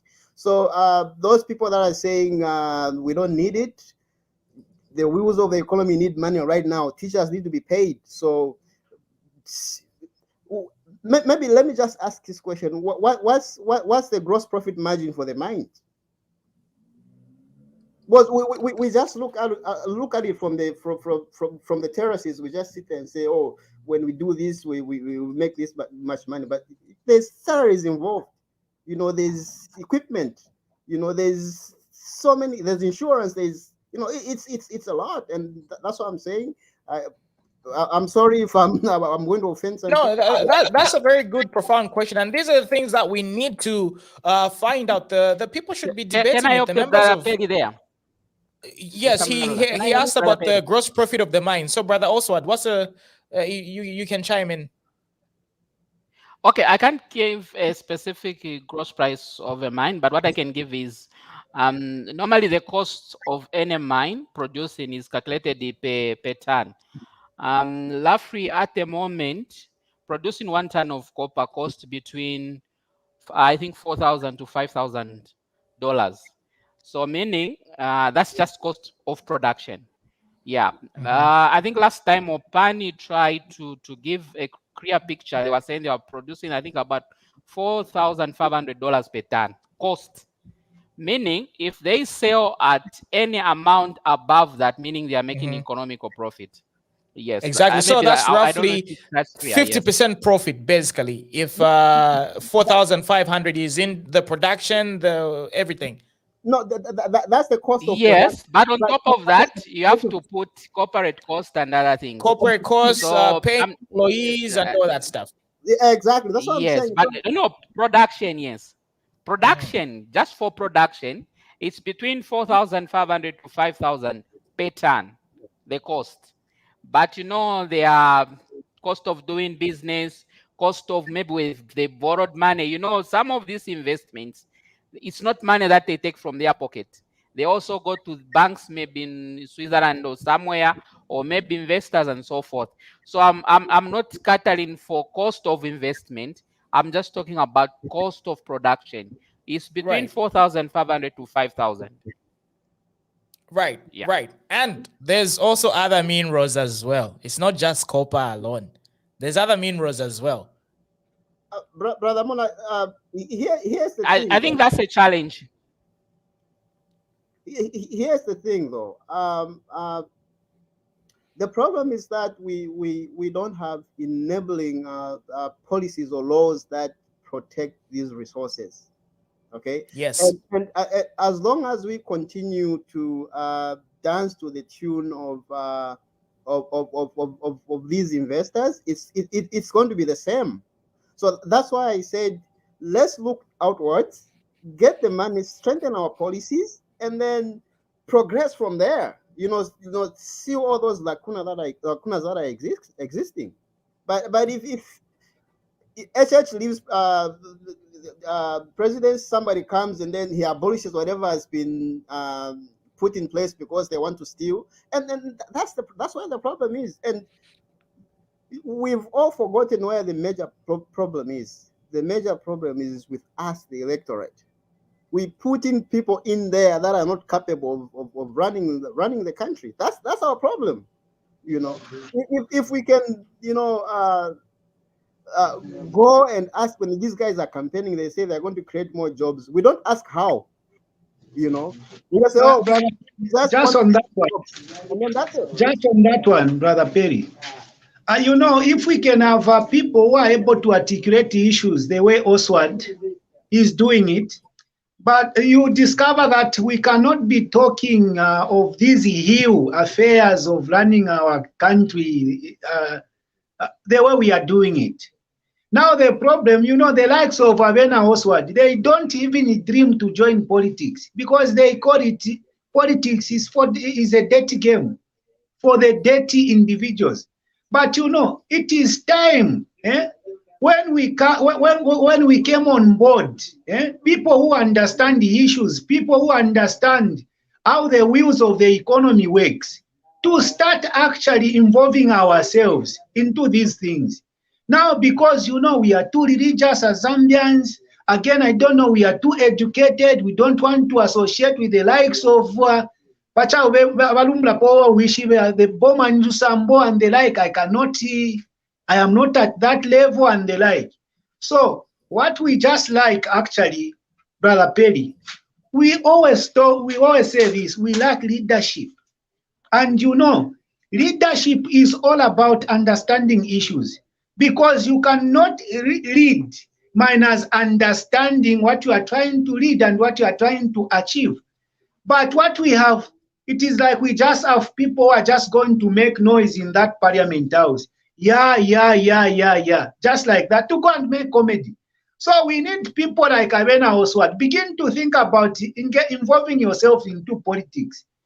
You know, brother Oswald, I've been thinking about that. That's why I jumped off civil service, so that I have enough time to prepare myself. When that time comes, these are some of the issues actually which should be being discussed in that house. But look at the people that we are pushing in there. And the problem that you are saying, Brother Perry, it is us, the electorate. We are not educated enough of how we should choose these civic leaders actually who are supposed to represent us. I think that is the challenge. You can pick it up, Brother Perry. Yes, but Brother Perry, I'll pass it over to you. I think what we need to do is we just need to follow up. Brother Oswald has brought in a lot of issues that we need to follow and what we need to consider. What we just need to do is, okay, President Hichilema, you got us this IMF bailout, but where are the following policies to prevent us from falling into this ditch again?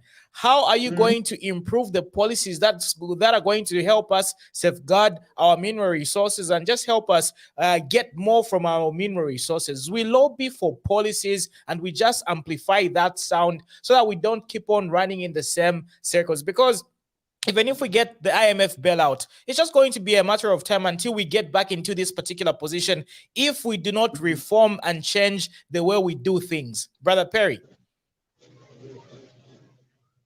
At this point, allow me to digress a little bit. Let me just try to maybe clear the air about the genesis of all this. You know, the reason I said we, the people, are the cause of this is that back in the days, you know, those people that were comfortable never used to vote. Okay, the people that voted were the guys on the street. So for somebody to win the election, they had to go and convince that guy on the street, because those were the guys that were feeling the real pain. You know, like they'll go and vote. So that's the reason why you find that Cadres came into the street, because you had to go and pay those guys, you know, woo them so that they can vote for you. So the thing is, when you look at the food basket at that time, these guys that are educated, you know, they were comfortable because, you know, they had enough disposable income. So as their disposable income started reducing, that's when they started waking up and say,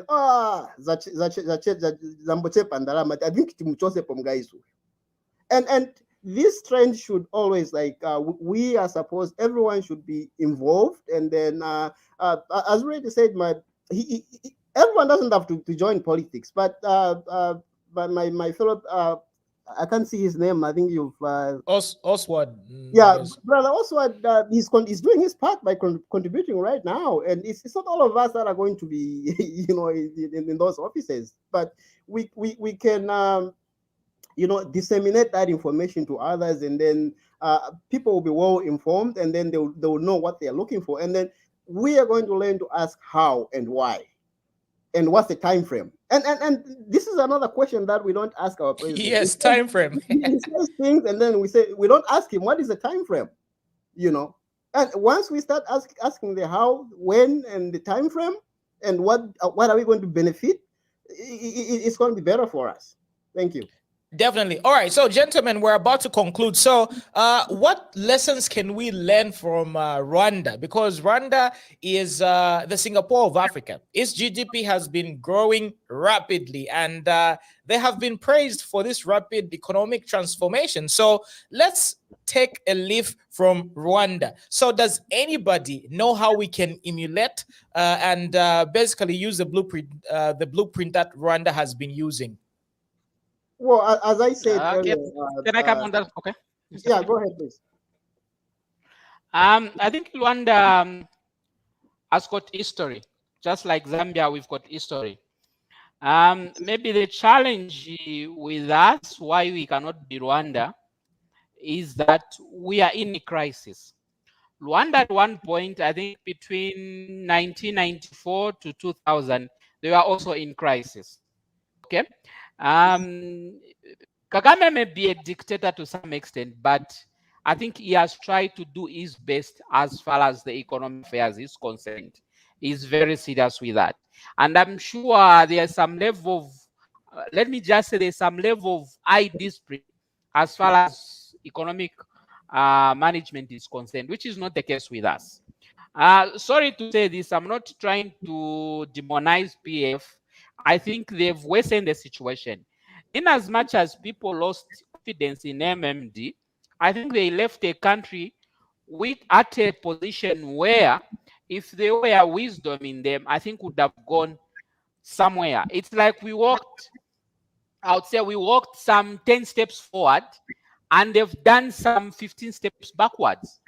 I think that's a challenge with them. That's why maybe for me, PF, I would, without any remorse, they were a bad government for us. Sorry to say this. Sorry to MMD guys. I'll just say this.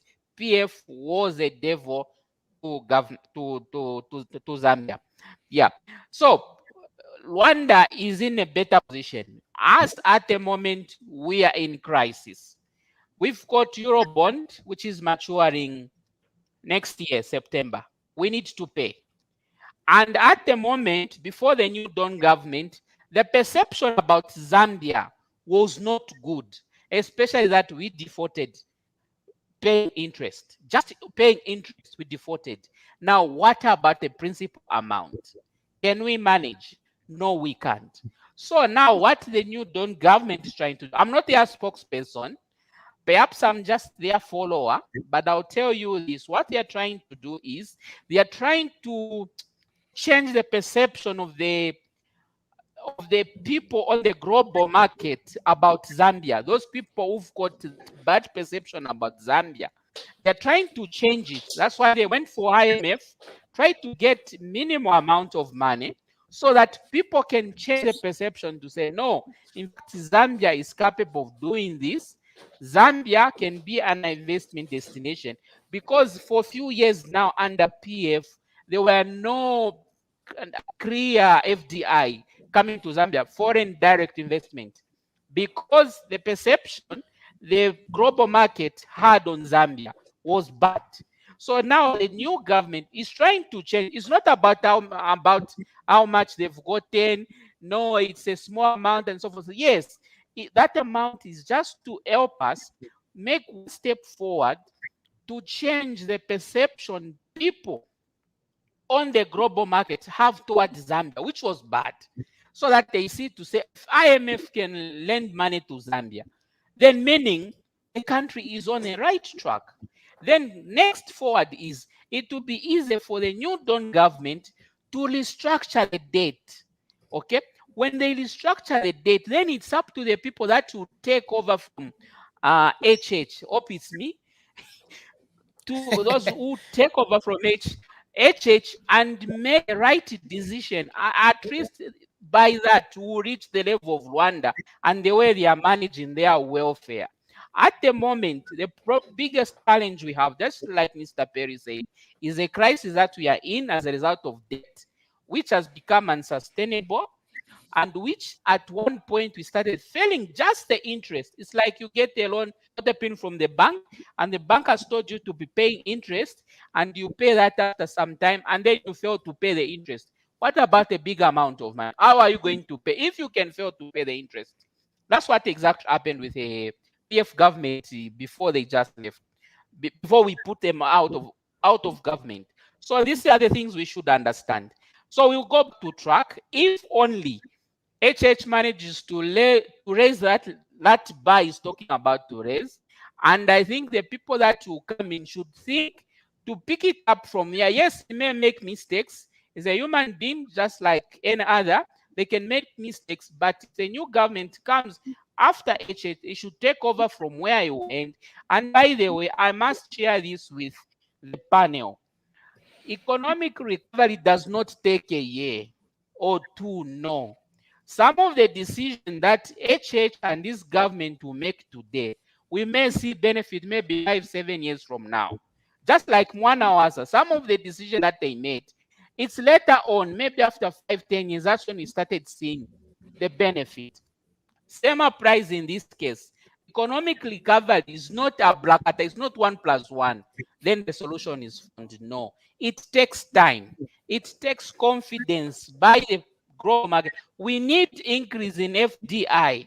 We need people to have a good perception. If me also at Mansa, people have got a very bad perception about me. Even the neighbors, even if I'm just asking for a meal, they will deny me. That's a problem. Secondly, the other thing I wanted to share, maybe our brother talked about, the problem with our political scenario at the moment, or maybe in this institution, I think most of them lack capacity. We talked about transfer pricing. Today, I can tell you without fear, ZRA has no capacity to be able to detect the transfer pricing. Yes, maybe in the recent past they've tried, but still the minds have employed the big brain who are able to meander and come up with tax avoidance, and tax avoidance is legal anyway. But to tell the truth, ZRA or other institution, government, they have no capacity to detect this. And the problem, the weakness in our structure is created by our own. The same people as professionals, we are the one in forefront. Look at the lawyers that are supporting the criminal people that we are stealing in PF. There are many, they are benefiting. And that's where the problem. And you find that those are the big lawyers, the dependable lawyers that don't lose case. There are many of the lawyers that has been hiding money. Let me share with you one very fun, interesting thing to talk about FIC. Institutions like banks, insurance, they mandated to report their activity to FIC. Unfortunately, lawyers, they are not. And most of their clients are able to move huge chunk of money through lawyers. Can you believe it? That PF lawyer, the one paying the musician advertising for PF. Why? Because through lawyers, FIC is not mandated to detect that transfer of money. But through the banks and others, insurance, they are able.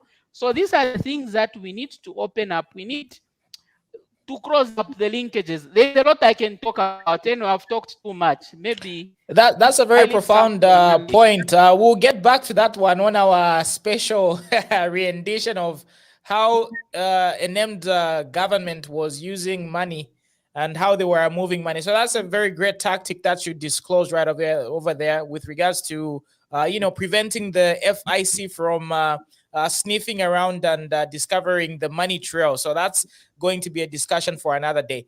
Anyhow, gentlemen, who wants to add? Well, can I say something? Yeah, for sure. Go for it. Well, I just wanted to pretty much respond to Oswald when he mentioned about Rwanda. Regarding Rwanda, there are certain things that we can learn from them, and there are certain things that they have, according to my opinion, they haven't done well. And the thing is, it's succession leadership. If Kagame dies right now, who's gonna take over? You know, he hasn't groomed anybody to take over, and that's the same problem that we have with we had with Mwanawasa. So Mwanawasa died with his vision. Sata died with his vision because these people thought that they're going to live forever. So the most important aspect for HH while he's in is at the helm is to groom 10 people so that they don't kill each other. 10 people, like train them and mentor them, and then so won't have that leadership vacuum. Even if, let's say, for God forbid, if you were to die right now, there will be people that would, you know, carry on with this vision, you know.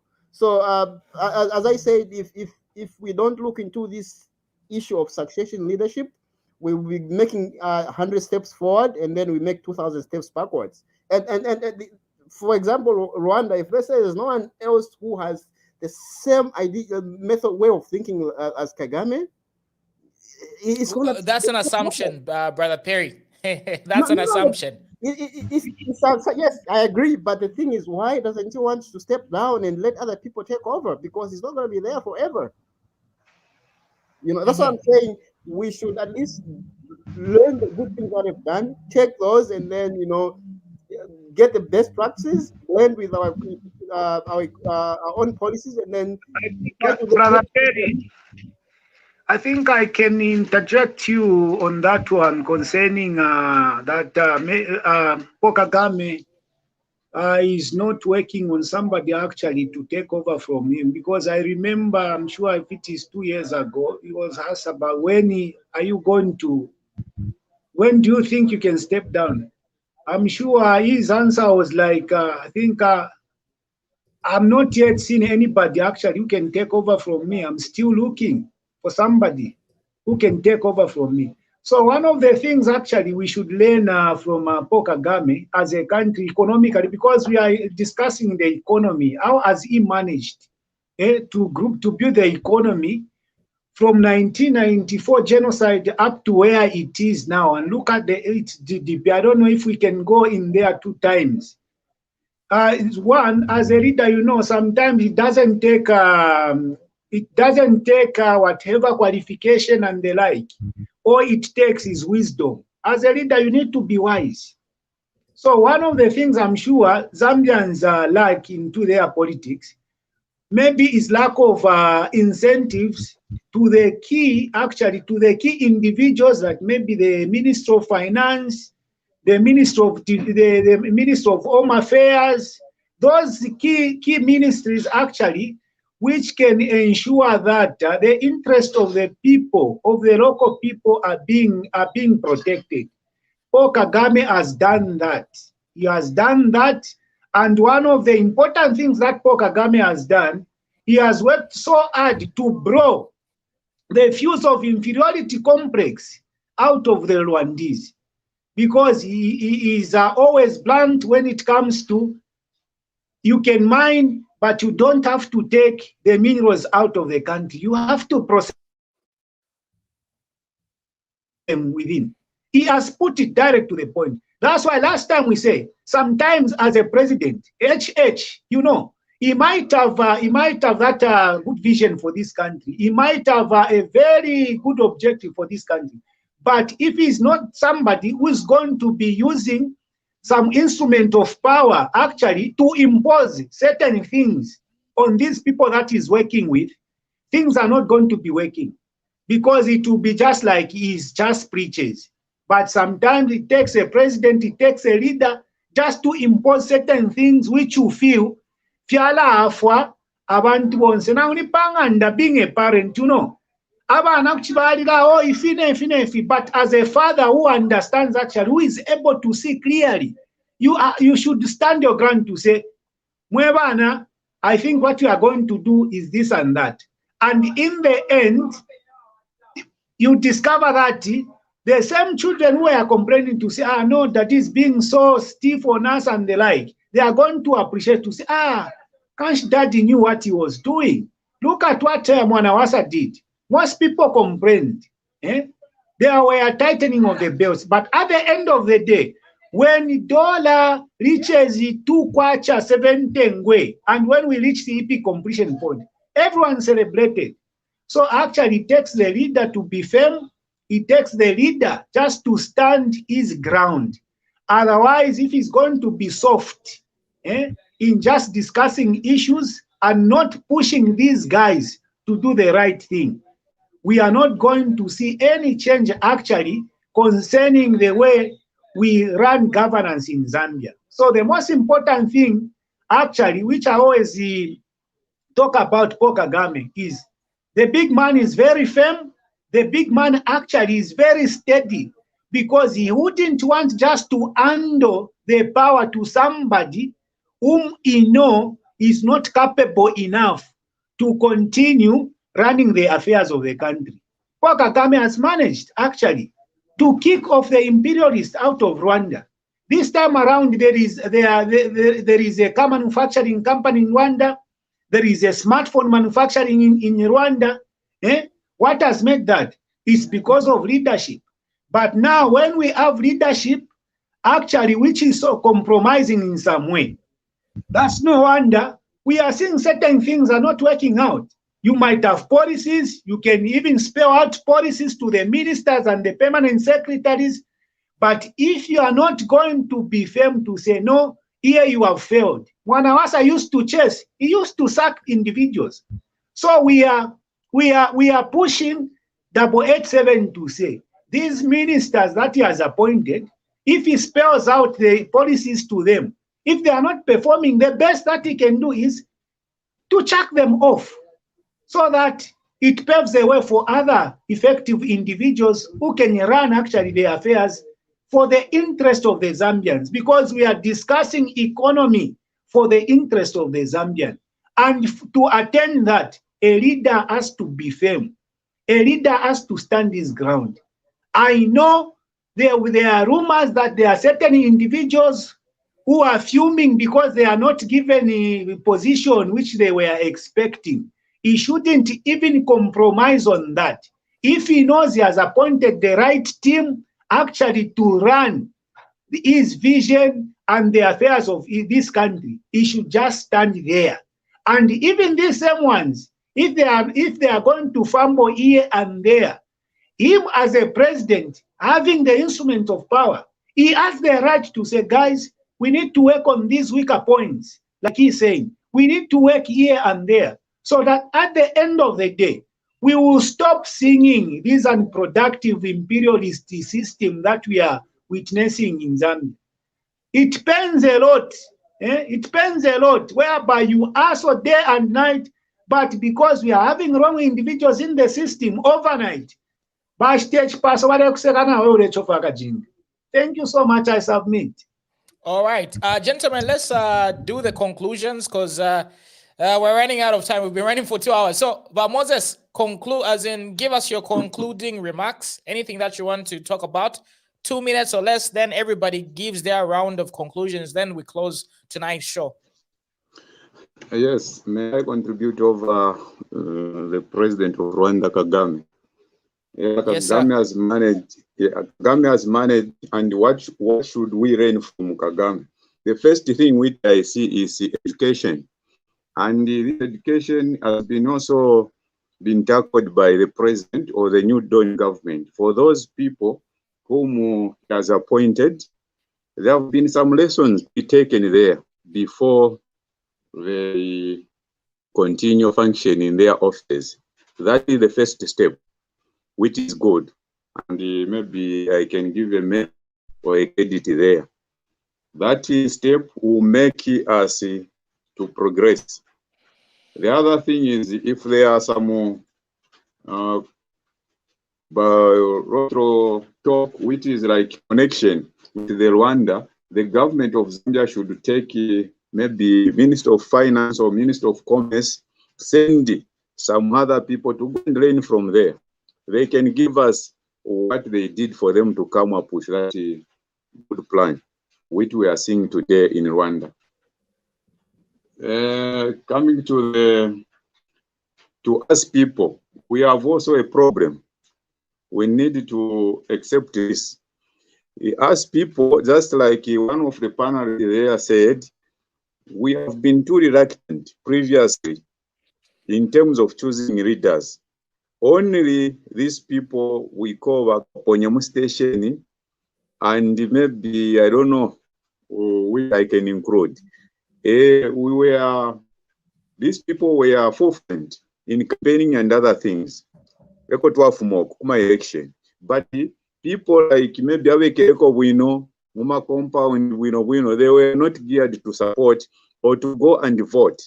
Which means it's like we didn't know or understand the importance of casting a vote for a leader whom we should choose to take the welfare of this country or to lead the welfare of this country. It has also contributed and affected us Zambians. But I've learned something like 2020, is it 12 August 2021 election? Most Zambians had to wake up 04 hours going to cast the vote. We have learned, you should underline that, something. I think God also had allowed PF through Edgar Lungu and his party to treat Zambians so that we can wake up from laziness, so that we understand the importance of going and cast the vote for the right leaders. And this education which I've talked about should be also decentralized even in wards level. Let this workshop be carried out. I'm directing, maybe, is it directing if I'm using a long word or statement? Some correct me. The permanent secretary, minister of the provincial minister and others, let them take this note to sensitize, educate people, so that at least we are going to have a good mind thinking how to choose a right leader who can represent the people of Zambia. In doing this economy, I think, we will improve as Zambians. Then I have the question, how much money or revenue do we make per month as Zambia, being a country? Example from maybe target ZRI and taxes. These taxes, including even minor, these company mines, we should know. Why I've asked this question or posed this question is, upon the budget which UPND has presented so far, we should know how much money do we have in the coffer and how much money have we managed to make since 12 August up to today. We have been talking about 100 days, not so, New Dawn government. We should know this. And how much money should we borrow from IMF? All these things, I think we should understand them. Also, the criteria or agreement between the IMF and Zambia. I think the president or minister of finance, they should highlight some of the agreement so that us Zambians, we are able to understand.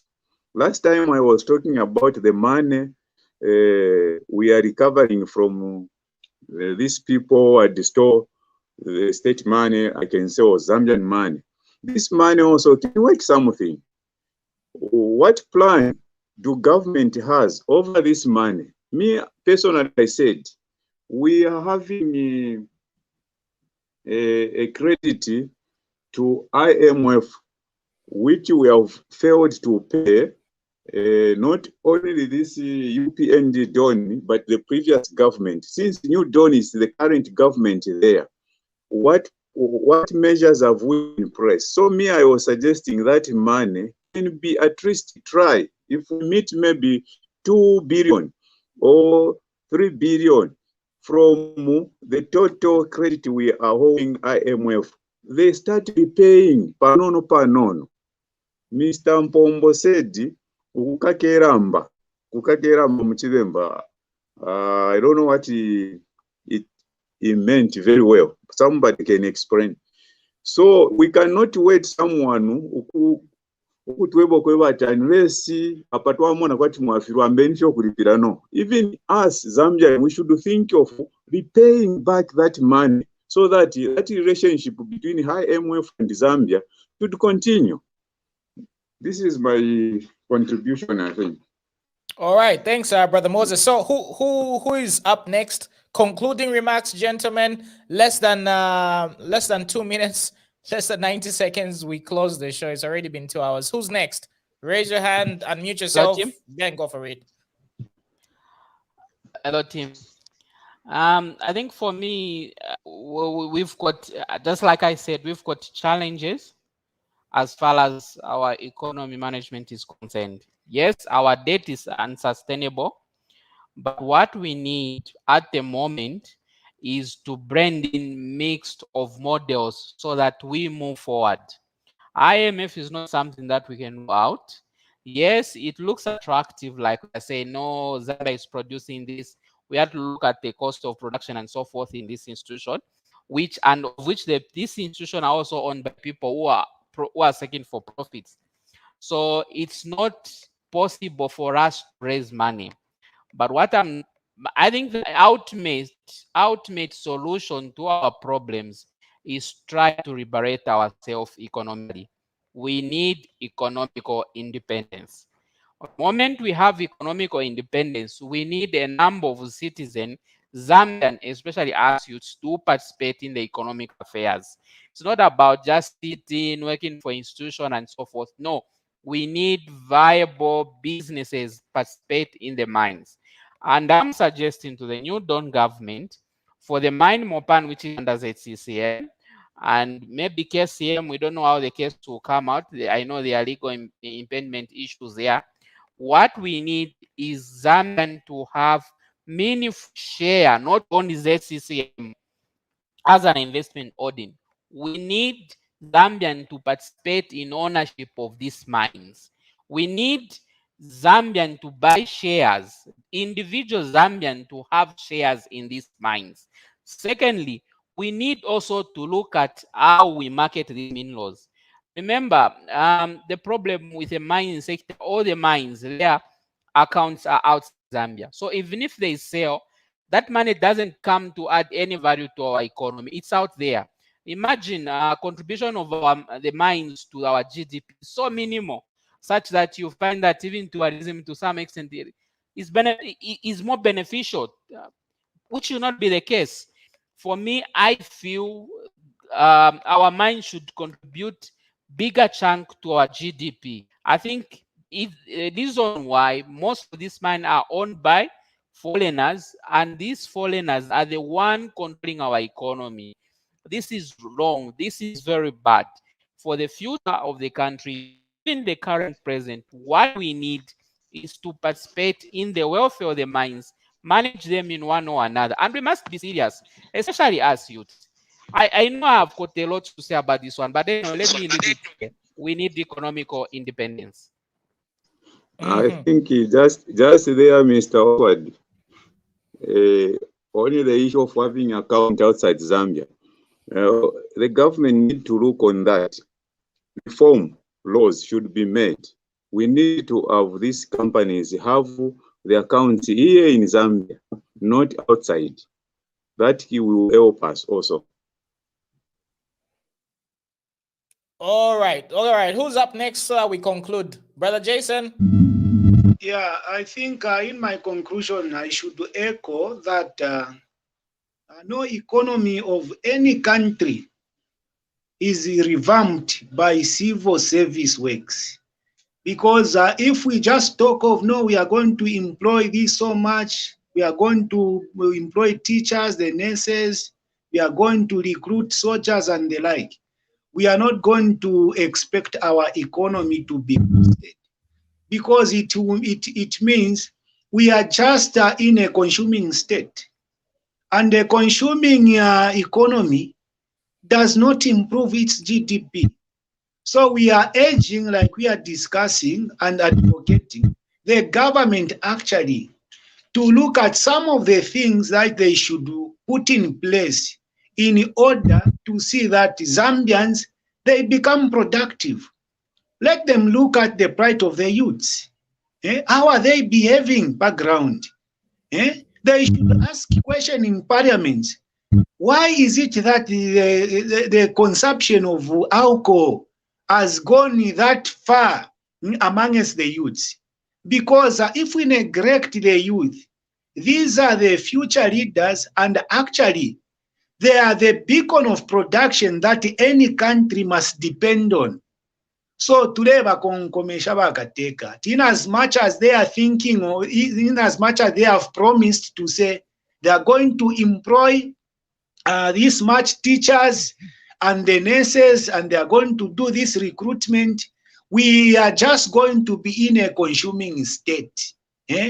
In as much as they are scouting to recover the economy of this country, they should think of productive activities actually that can place Zambia to be producing certain commodities apart from minerals, because we don't have to be talking about copper and the like and other minerals. There are a lot of ventures actually where the government can invest. The government actually can empower those people who are able to do certain things. Because if we are able to produce, Zambia being the landlocked country, we have got market all over us. Imagine having the market in eight countries that just surround us. So we are saying we are not going to stop complaining about our economy being ill and being weak. We shall never stop complaining about our culture not appreciating. As long as we just dwell on say, we are going to give you jobs, we are going to do this. That's why Brother Perry was asking to say, how? How is the government planning to give jobs to this country? If they should prioritize production industry to be actually one of the things that they should consider. Because if we just have nurses now who are producing, it will mean China, the one who brings in actually the coated cables, plastic inside, and they even coat a thin copper. They will bring in those adapters which are coated. You are seeing that this is a cable, but inside it is fiberglass and coated with copper. They will continue making billions, and they will continue building their economy and leaving our country just to have ditches all over. So the government has to think of how are we going to ensure that we have productive economy in Zambia. I think I submit, Brother Muna. All right. Good to the fellow Let me panelists. just add there. Mr. Muna, can I add something there? Okay, but Moses Mwashupa kuma last ni strefo kuya, but anyway, go on. How is stupid the guy the chance? All right, go on. Okay, just in an addition, I think we are too reliable or too dependent. Mama maini na mukura na shine. I have this thought of sports. Let also the government build more stadiums. This can go up to every 10 provinces. We should have one stadium or two stadiums. When we have this can also improve or help our economy of Zambia by having these people like Daka, Mwepo, you see, very interest to know that sports also can contribute to the nation. Example given like Brazil, wala kwata sana maka prayer, wala ya mufiaro, once avena Oscar, wali tiapo kare, avena Nema, once how much do they contribute to charo chavo? Because indalama bafora muma euro na shani. Wali kwata ma account kuma kufiaro kumyao. That money goes kufiaro kumyao. So let the government also look maybe for the investor who can also build maybe grounds muma provinces. Then vambokusta renti yali fibansa fili vale panya ndarama uisi ku England kuli vambi vatera mufibansa fyabene tefyabwao, but they do make a lot of money. Even here we need to improve on certain things. I thank you. Thank you, Brother Moses. Brother Perry, your concluding remarks. 2 minutes, please. All right. Well, in closing, I just wanted to reiterate that you know, institutions like the ACC, DEC, and the OP. I think these guys they really need to change their modus of operandi. You know, because you cannot use the same tricks to catch a thief all the time, you know, and maybe they should go for further training. And you know, honestly, I think we need to build capacity in these guys, because the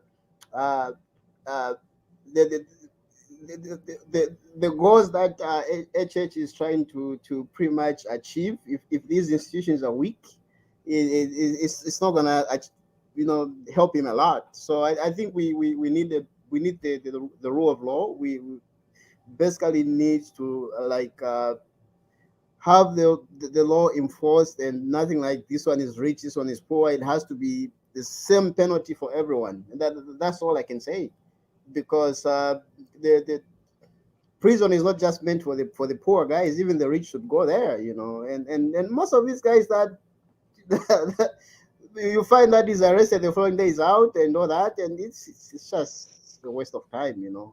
So I think we need to strengthen these institutions. That's my take. Thank you.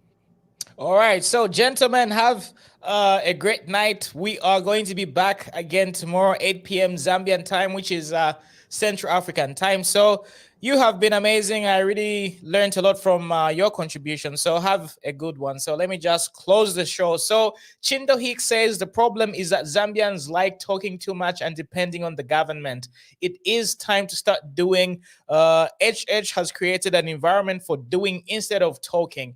Brother Hicks or Brother Chindo, Mr. Hicks, you see, you can only do as much if the policies are not really favoring the local, or rather the natives. We do not have policies that really help us have an advantage over competition, which could be foreign investors and other people, you know. So it is very important to continue talking about these things that really affect us, so that we can be in a better position to perform better and be able to compete. Because how are you going to be able to compete with the foreign investor when they have got more money and they have good policies in their favor? You know, so this is one of the reasons why we have to continue talking about these things and making sure that people understand what is going on, and just not really looking at the face value. We have to we have to dig deeper and just go in on these issues, so that people can know that there is awareness, there is consensus amongst the citizens. Therefore, approaching these issues with the much needed, well-rounded thoughts and execution is going to be required. So this is basically why we have this show, to make sure that we let the government know that the citizens understand what is going on. So this is all we had for you today. I really hope that you found that information, or rather today's live stream, very informative. Of course, we did get a little bit technical, but I wish we could I wish we could get into more technical analysis and just those intricate details, because it really helps our show grow, and it really helps us appear to know what we are talking about. So I really thank all the participants in today's live stream, and we are looking forward to having more in-depth conversations with all my panelists. And you guys better do a lot of research, because we need to step up our game, if you know what I'm saying. So anyhow, this is all I had for you